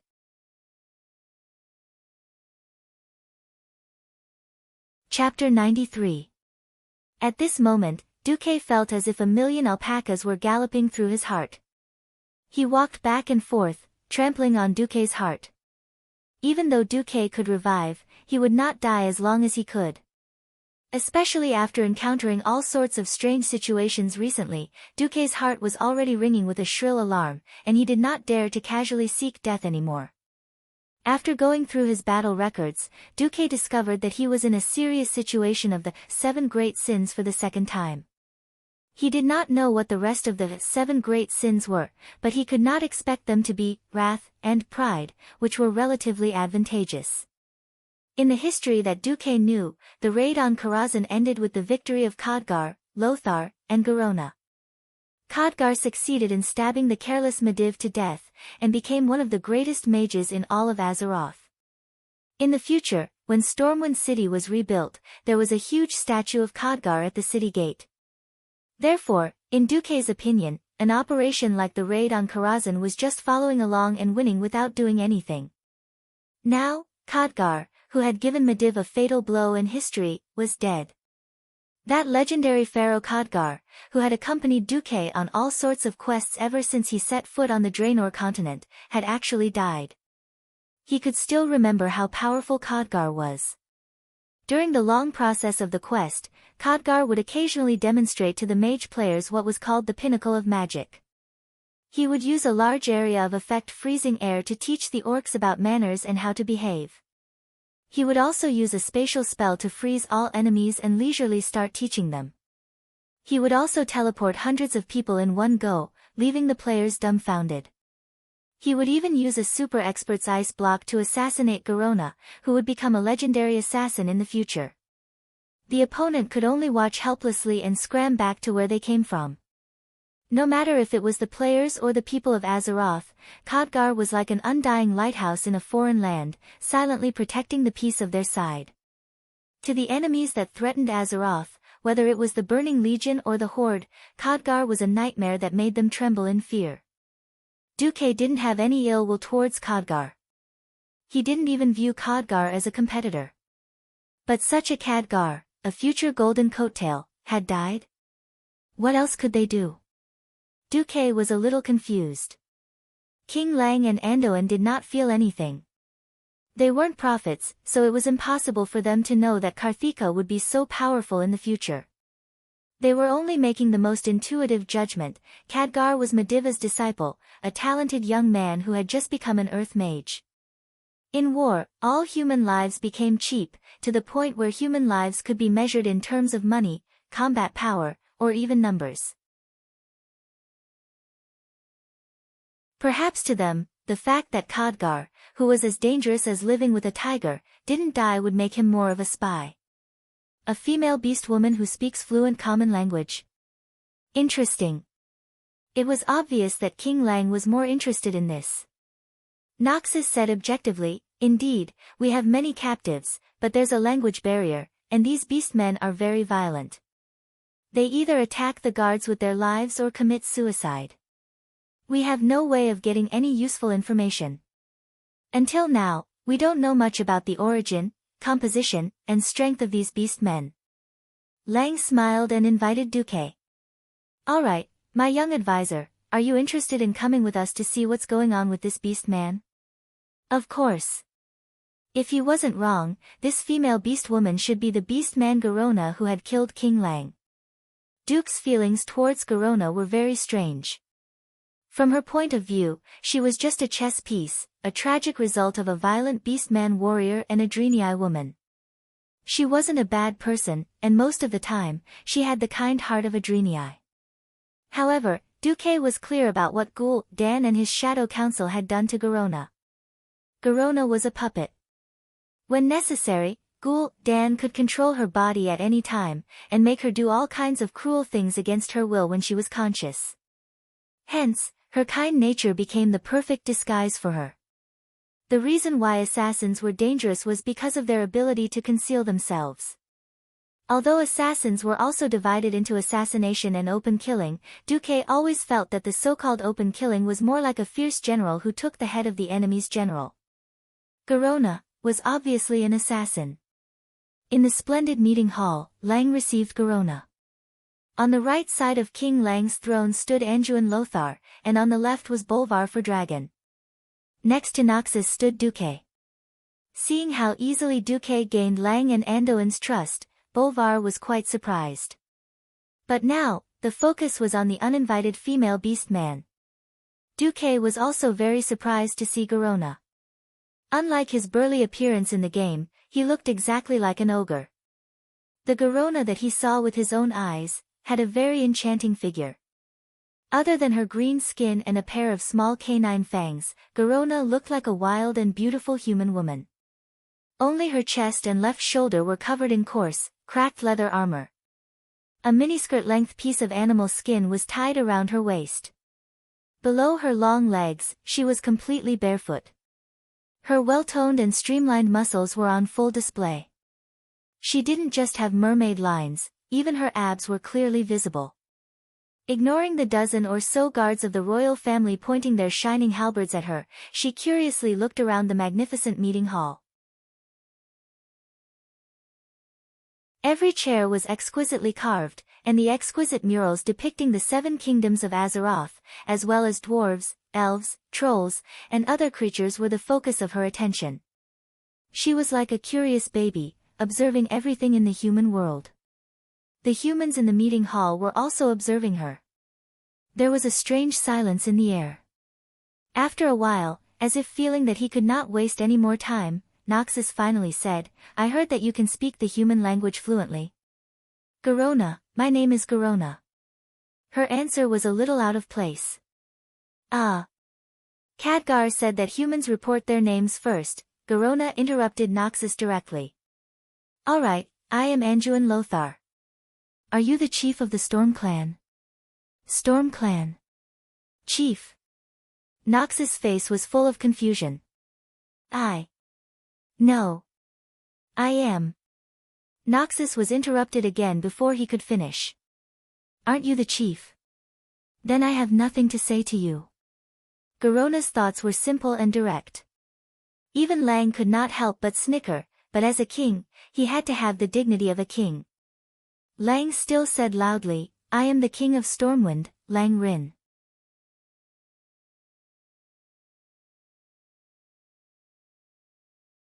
Chapter 94. Garona tilted her head, seemingly thinking about the meaning of the word king. Lang smiled. "If you think that the supreme leader of a force is the chief, all right. I think I'm the chieftain of the Storm clan as you know it. Garona tilted her head to the other side, her face full of doubt.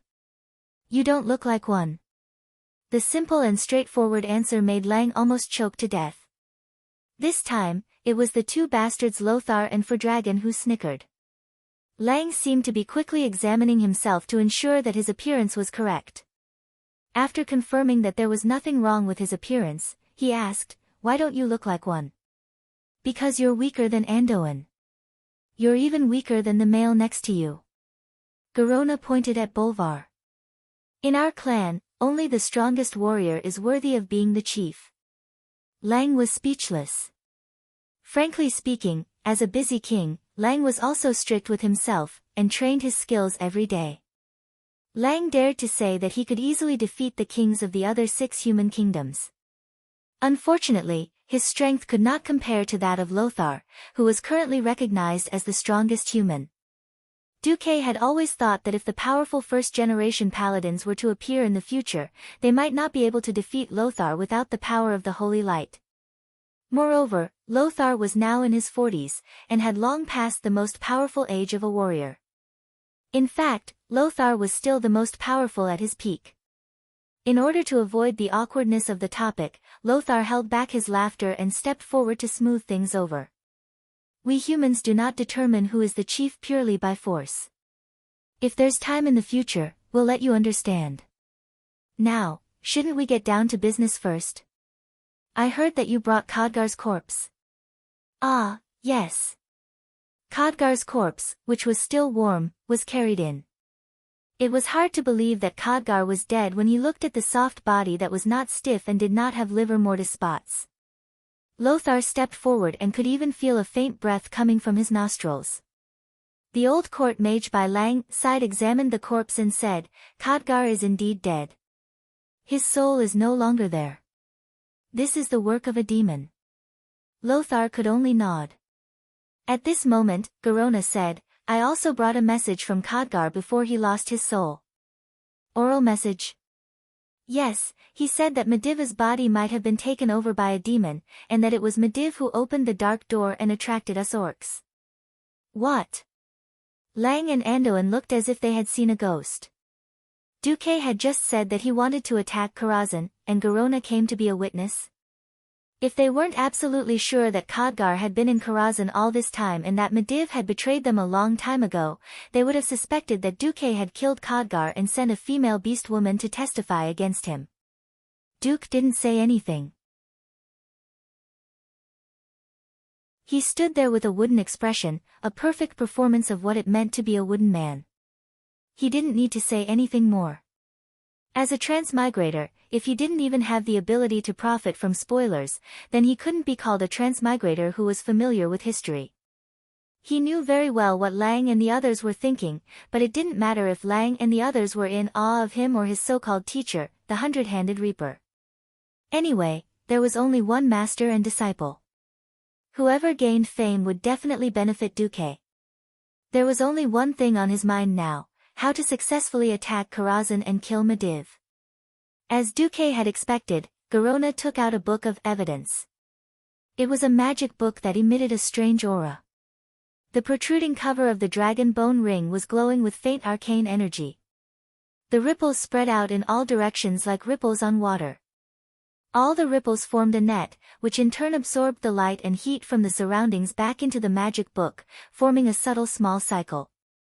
More importantly, for no reason, everyone felt the aura of fate. It was a very mysterious feeling. It was as if their future and all their hopes were on this book. However, as soon as they were more than a meter away from the book, they couldn't feel anything. This magic book told everyone that it was different from the others in this way. This is. The aura that flowed out from the magic book shocked even the court mage that Lang trusted the most. Garona handed the book to the guard, who then presented it to the court mage. Sure enough, Lang and the others saw that there was not only information about astral travel, but also a lot of information about the dark portal. Khadgar even used labels to annotate the key pages. The old court mage muttered to himself, "The information should be real, but my only question now is, there are at least 100,000 magic books in Karazhan's library. How could a mere Khadgar easily find this evidence? Garona was confused. She couldn't understand the doubts of these humans. Didn't Khadgar say that as long as he took out this book, he would be able to convince the chief of the Storm clan that Medivh was the culprit? At this time, Duque's voice suddenly rang out. Maybe this is a backup plan of the Tirisful Council. I don't believe that the old cunning fellows of the Tirisful Council would be so stupid as to let Medivh capture them all after receiving the warning, and not put up any effective resistance. Lang and Andoin both gave Duque a look that said, "You're really amazing." Duque was like a beacon of light in their lives. Every time they were lost, Duque would jump out and point them in the right direction. The old court mage nodded. It's very possible. According to the information I received, Medivh tricked the 6 of them into coming to Karazhan under the name of a powerful demon appearing in Karazhan, and he needed the council's help. But, how can we prove this? Can I take a look at the magic book? Duque asked. Lang nodded lightly. So, Duque held the thick magic book and started pacing left and right. Duque couldn't understand the magic book itself. It was encrypted in Elven language, and even 99% of the elves wouldn't be able to understand it. He was waiting for an opportunity. As he paced back and forth, he moved the magic book closer to Khadgar's left arm. Then, a miracle happened. A mysterious shadow in a black robe appeared in front of everyone in the meeting hall. He waved in Khadgar's direction, guiding him over. Khadgar's response was his left arm that was glowing. The old court mage muttered to himself, "Yes. That's right. This is it. The mark of the Tirisful Council. Only people who work for the council have a magic mark." It attracted the council's backup. Oh. Damn, could this be Aladi's aura? Aladi? Lang and Andoin's curiosity was about to explode.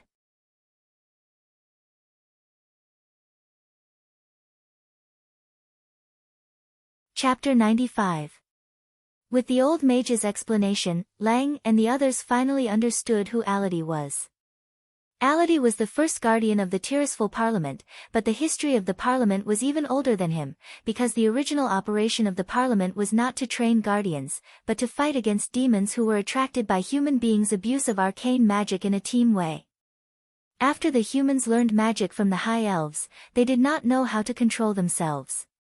Moreover, the newly established city of Dalaran was the most serious. Their endless casting of magic once again attracted the invasion of the demons.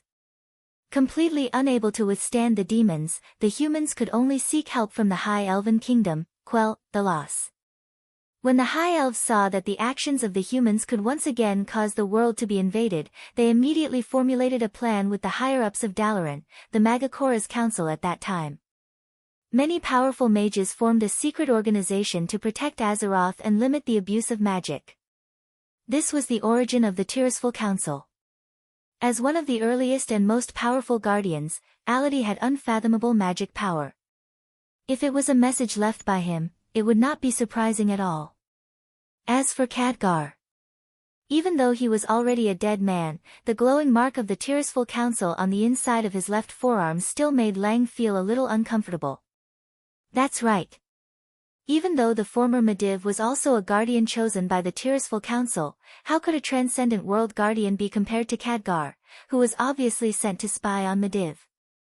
Even if it was proven that Khadgar's surveillance of Medivh was correct, it did not mean that Lang would accept Khadgar. Fortunately, Khadgar was dead. His death was not worthless. With the old mage's magic, Lang finally saw something that made him determined for the first time. A magic book of this level was a precious magic tool in itself. After the old mage injected arcane energy into it, a holographic projection appeared in midair. At first, what everyone saw were 2 huge planets connected by long black lines. No one reacted. Then, under the old mage's control, one of the ends kept zooming in, and zooming in. From outside the atmosphere, to the huge bird's eye view, to the trees, Lothar was the first to react. This area, is the Swamp of Sorrow? What entered his vision was a low-lying swamp that was slowly turning into a desert. The water level was dropping at a visible rate. Countless colorful insects crawled out from every corner of the swamp and fled in all directions. The earth was changing color.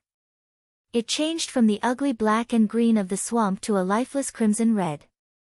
Even with his eyes, he could clearly feel that something was seriously deviating.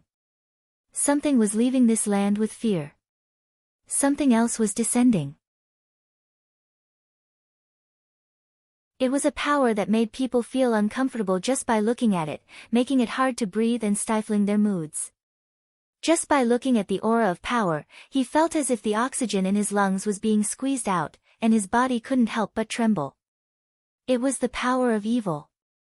That was the power of a demon. This evil was corrupting and affecting the entire land. It was controlling everything and destroying everything. Even the uninhabited black swamp could not withstand this power, and it began to turn into a crimson, filthy desert. What's that over there? Bolvar suddenly pointed at a huge man-made object on the crimson land. The old mage used his magic as instructed, allowing the power of the spellbook to pass over there. The scene before them caused everyone in the meeting hall to lose their ability to speak. A huge door that was at least a dozen stories tall stood alone on the barren red land, and the door frame emitted an ominous dark green evil light. Groups after groups of orcs came out of the door in a mess, but they were scolded by the stronger orc leaders and chased into the nearby empty space. The material used to build the door could not be seen by sight, but it was clear that the design of the door was very much in the style of an ancient temple. At the top of the huge door frame was an extremely ferocious relief of a giant snake with its mouth wide open. On both sides of the door frame were relief sculptures of two hooded human mages wielding swords. As if it was specially displayed, Lang and the rest could see the face on the relief sculpture through the shadow of the hood that should have been shrouded in black fog. The two relief sculptures on the left and right had the same face. It was the face of the former guardian of Azeroth, Medivh. In the next moment, the stone relief sculpture of Medivh seemed to come to life. No, it was completely the will of Medivh descending. The projection of Medivh's head, which was as large as a carriage, appeared in the air of the meeting hall through Aladi's spellbook. Sargeras' voice sounded in the meeting hall. Oh, that's amazing. I didn't expect you to investigate to this extent. It was still the smiling Medivh, the same radiant expression. The only difference was that his eyes were filled with evil black flames. Those were the eyes of the demon king, Sargeras. For those who were weak, just looking at that gaze was enough to freeze their blood vessels. As Lang's personal guards, these guards should not lack courage, but Lang was horrified to find that more than half of the guards in the meeting hall had been frightened to the point of paralysis. The rest of them were also rather weak. There were only a handful of people in the hall who could withstand the aura of fear of the demon net. Medivh. No, demon, who are you? What do you want? Although King Lang's voice was a little shaky, he pulled out his sword after all, and stood in front of the projection of the demon king with Anduin and Bolvar. Nothing, I've done what I wanted to do. Since the dark portal has been opened, I'll quietly enjoy the ugliness of you humans, elves, and dwarves being slowly destroyed by the orcs in Karazhan. Watching you walk step by step towards destruction in despair and fear, my mood is incomparably good. There is nothing more ironic than taking the superpower of your guardian and destroying you instead. Ha ha ha ha. Medivh, who was under the control of Sargeras, let out a frightening laugh. Seeing their old friend under the control of the demon showing such madness, Lang and Anduin felt like vomiting. The projection of Medivh's head turned into a projection of his upper body. He opened his arms, and his voice was like the roar of a tsunami, echoing throughout the entire meeting hall and even the entire storm fortress. The destruction can no longer be stopped. You ants, cry and howl. Cry and beg. Kneel at my feet and beg for my mercy, then, you will still have to die. Ha ha ha ha ha. Suddenly, a young voice was heard. Nonsense, as long as I get rid of you, I can close the dark portal.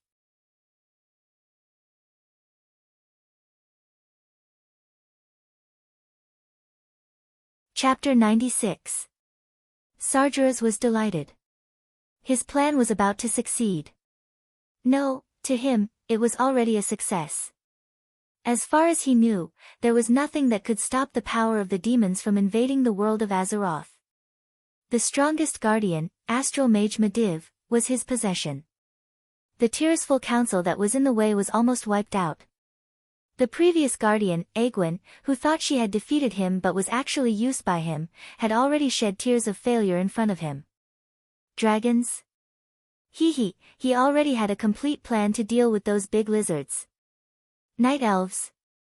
Those conservative, stone-like fellows would never move their butts when their territory was not invaded. Compared to direct invasion, using orcs, who were warlike creatures influenced by the power of the demons, was more like cutting flesh with a blunt knife. Sargeras licked his lips, as if he had tasted the sweet taste of revenge, blood, and pain that he had been longing for. When he saw the demonized green-skinned orcs kill every single human, regardless of whether they were male or female, old or young, armed or not, whether they were roaring angrily or crying, Sargeras was delighted. That fiery excitement flowed into his soul that had been helpless because of failure for a long time. That carefree feeling was enough to make every part of his evil soul sing with excitement. He believed that this plan that he had spent hundreds of years on was the most perfect. Because of this, he could calmly stay in the impregnable Karazhan and watch these ants die. But now, there was actually a tiny ant saying, "As long as I get rid of you, I can close the dark portal." Sargeras didn't react for a moment. In the next moment, he suddenly came to a realization. This tiny little fellow that had once slightly aroused his interest was shockingly right. That's right. The interworld teleportation of the dark portal was not particularly stable now. In fact, the entire dark portal was like a phone. One called, and the other answered. As the caller, if something happened to Medivh, then the spatial coordinates would immediately be messed up. Sargeras' plan to let the orcs continuously attack the world of Azeroth would naturally be ruined. Of course, the premise was that he would really be killed by these ants. After coming to his senses, Medivh, who was controlled by Sargeras, immediately revealed an intriguing smile and let out arrogant laughter. Ha ha ha. Ha ha ha ha ha. Wah ha ha ha ha. What a joke. I'm dying of laughter. I've lived for countless years, and it's the first time I've seen someone as ridiculous as you, who doesn't know your limits, and yet can point out the crux of the matter. The muscles on Medivh's face twisted hideously, and his pair of red eyes clearly revealed evil. Yes. That's right. My dear little fellow, as long as you get rid of the Medivh that I control, the door of darkness will indeed close as you said. But do you ants have the courage and ability to do that? He. Let me tell you, death is not the end. If you are really stupid enough to come to Karazhan, then be prepared to have your soul tortured by me forever. As the last word fell, Medivh's projection disappeared. What followed was the screams of the court mage. Atoms. Lang's eyes, which were always full of wisdom and courage, reflected the tragedy in front of him. On the old mage's robe, the protective spell that was supposed to be very powerful was automatically activated, and in the next moment, it exploded. The well-dressed old mage immediately became like a beggar. This was just the beginning. Under the watchful eyes of everyone present, the old mage's two arms suddenly twisted in circles like a fried dough twist. Everyone in the meeting hall could clearly hear the old mage's blood-curdling screams and the sound of his muscles being torn and his bones being crushed. As if being kneaded by countless invisible hands, the old mage's limbs were all kneaded into his body, and his entire body began to turn into a meatball. But the old mage still didn't lose his life. His internal organs seemed to be protected by a special evil magic. Not only the old mage, but in the next second, half of the two squads of royal guards in the meeting hall suffered the same fate. They were like iron objects attracted by a magnet, and they were sucked into the old mage's body by that inexplicable evil force. More than 10 people were all squeezed together, and became an even larger meatball. Everyone seemed to be clear-headed, and they were mumbling all kinds of things. Mom! Save me, no, Sir Lothar, give me a quick death. Kill me. Kill me now. This horrifying scene would make any normal person tremble in fear. Even the temperature of the air seemed to plummet. In the next moment, the bodies of these victims spontaneously combusted. The evil blue flames roasted their bodies and tortured their souls. Every survivor's clothes were soaked in cold sweat, because they could clearly see their comrades, their companions, the familiar faces and souls that had accompanied them for countless years, leaving their bodies and being burned by the demon's flames in mid-air. Sargeras had already left in laughter. Seconds and minutes ticked by. In the huge meeting hall, there was only the unpleasant smell of burnt corpses, the seemingly echoing screams, the dead air, and the extremely heavy breathing of the survivors. This was the demonstration of the Demon King, Sargeras. He used his supreme evil magic to show Lang and the others how powerful and terrifying he was. He was telling Lang to obediently die in despair and pain. This was the only ending he had arranged for Stormwind, the entire human world, and the entire world of Azeroth. Lang's body was trembling uncontrollably, and beads of sweat rolled down his face. Lang didn't even know when the crown had fallen to the ground. He sat on the throne, exhausted, and couldn't even move a finger. Lothar quickly came back to his senses, and he was shocked to find that someone was faster than him, Duque. Duque's face was also ashen, but the sharp light in his eyes told Lothar that he had made up his mind. Lothar and Duque's eyes met in midair. Great minds always think alike. If they didn't explode in silence, they would die in silence. They weren't people who would wait for death, so there was only one choice left. Both of them nodded at the same time, and said in unison, "Your Majesty. Please allow us to lead an army to attack Karazhan."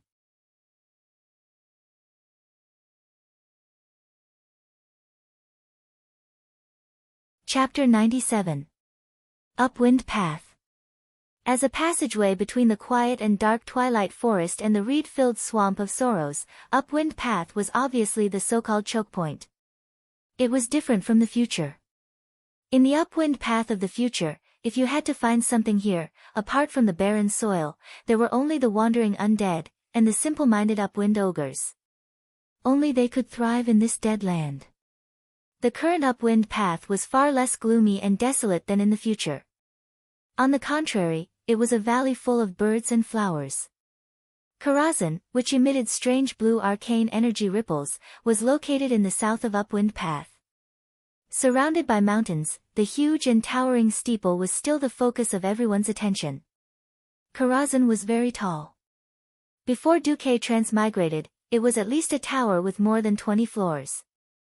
Because the slender and sharp wizard tower was too tall, there were a total of 6 cylindrical sub-towers surrounding the main wizard tower in a hexagonal shape. They were the so-called flying buttresses. Flying buttresses, also known as buttresses, were auxiliary facilities used to share the pressure of the main wall. They were somewhat similar to the Gothic architecture before Duque transmigrated. They exposed the originally solid buttresses that were covered by the roof and called them flying buttresses. The sub-towers of Karazhan used double-arch bridges to increase the bearing capacity of the flying buttresses. They also added steeples to the flying buttresses to improve their balance. In addition to making Karazhan's wizard tower taller, there were also incomparably complicated carvings on it. These carvings imbued with magic power not only made the wizard tower look lighter, more beautiful, and taller, but also had powerful defensive and counterattack abilities. As long as Rakazan's master, Medivh, wanted it, even if the entire dragon race was killed, he could teach the dragons a lesson in minutes. It was this mage tower that gave Sargeras unparalleled confidence. At the highest level of Karazhan, Medivh, who was possessed by Sargeras, sat on a throne made of solid arcane energy, revealing a playful expression. "Unfortunately, most of my power can't enter this world." "Well, it doesn't matter. It's fun to be close in strength." It is this kind of torturous process of giving hope to ants and then destroying their hope again that is worth slowly recalling in the future. Medivh gently raised his hand. Inside a crimson crystal prism, a lonely and helpless young soul was slapping the crystal wall. Bang, bang, bang. Khadgar, the former and only student of Mediv. Who would have thought that while Khadgar was dead, his soul would be imprisoned here? Instructor! Instructor! Wake up! Karthika roared. Sober? The Mediv revealed a mocking smile. Idiot, I've always been sober. Let me tell you something. I found out early on that you were a spy sent by the Tirisful Council. It was I who made the decision to influence the will of the Mediv, making him approve of you and accept you as his disciple. Khadgar's face instantly paled. Why did I accept you? Do you think it's loneliness? Wrong. That was because he was bored. I didn't have much to do while I was eroding Mediva's soul, so I was just looking for something to do. Originally, in my script, when the time was right, I would let you go back to Stormwind City. Then, I would persuade Lothar or Urian to personally lead the troops here. In this Karazhan, the three of us, who have known each other for many years, would have the most tragic and cruel battle. Do you know why I changed my mind? Sargeras lightly roasted Khadgar with a wisp of soul flame. Khadgar, who was in the form of a human soul, had a pained and confused expression on his face. You're too boring. You didn't surprise me at all. That little guy named Duque is different. Not only is he talented, but he's also full of possibilities. He surprised me, and I'm very happy. So, I chose him to assist Lothar or Urian as my challenger, not you. Ha ha ha ha. Ignoring Karthika's stupefied and dejected expression, Sargeras lightly tossed the crystal that imprisoned Karthika's soul to some unknown corner. Lightly tapping his forehead, Sargeras controlled Mediv to observe the changes within Karazhan with Mage's Eye. Karazhan, which had once exuded an aura of mystery and scrolls, was now becoming evil. The servants who had once served Mediv, as well as many people who had tried to find out what had happened to Karazhan. They had Lothar's elite spies, mercenaries, and even nobles. They gathered in the lower hall of Karazhan's Mage Tower, in a daze. Under the effects of the evil demonic power, their bodies were undergoing some strange changes. In Stormwind's stronghold, on a balcony facing the barracks, King Lang's face was full of hesitation and pain. Anyone who saw Lang's handsome face would feel that Lang was about to cry. His golden hair had lost its radiance of confidence. Instead, it was replaced by a gloomy, almost remorseful voice. The queen walked over lightly and held onto Lang's arm. My dear, didn't you tell me before? Instead of doing nothing and regretting it, why not regret it after you've done it? Lang's voice was choked with sobs. But that could very well be the legendary demon King Sargeras. Is Sargeras invincible? Has Sargeras never failed? The queen seemed to be implying something. He suddenly thought of the legendary war from 10,000 years ago. Although 10,000 years was definitely too long for humans with short lifespans, there were still many living fossils called elves who had lived for 10,000 years. Many night elves and high elves were now witnesses of that time. Lang suddenly felt much better. Indeed, Sargeras has been defeated before. The queen was resolute. Since he can be defeated once, he can be defeated a second time. But Andoan. Lang wanted to continue, but he met the queen's bright and hopeful eyes. It was as if she was reminding him to recall the scenes that had happened before. Yes. That's right. Just after Sargeras's were retreated. Andoan and Duque joined forces to remonstrate. Your Majesty. We have no way out. Do we not resist and be slowly tortured to death, or fight to the death? Choose. Your Majesty, Duque was almost roaring. But if the resistance fails, the people of Stormwind. Bolvar came to his senses as well. He took a step forward and knelt on one knee. His firm voice shook one's soul. Your Majesty, even if the resistance still brings destruction. Then, before we step into the gates of hell, we can at least tell the people without regret that we tried our best. Instead of hiding under the bed and shivering like a coward, becoming the joke of the demons. You're tuning in to the Blissful Bookshelf YouTube channel. We're so grateful for your support, and don't forget to subscribe to join us on this incredible journey through captivating stories. Your generosity through donations truly makes a world of difference, as it's the primary source of revenue that allows me to expand and enhance this channel for you. Thank you from the bottom of my heart for being a part of this adventure.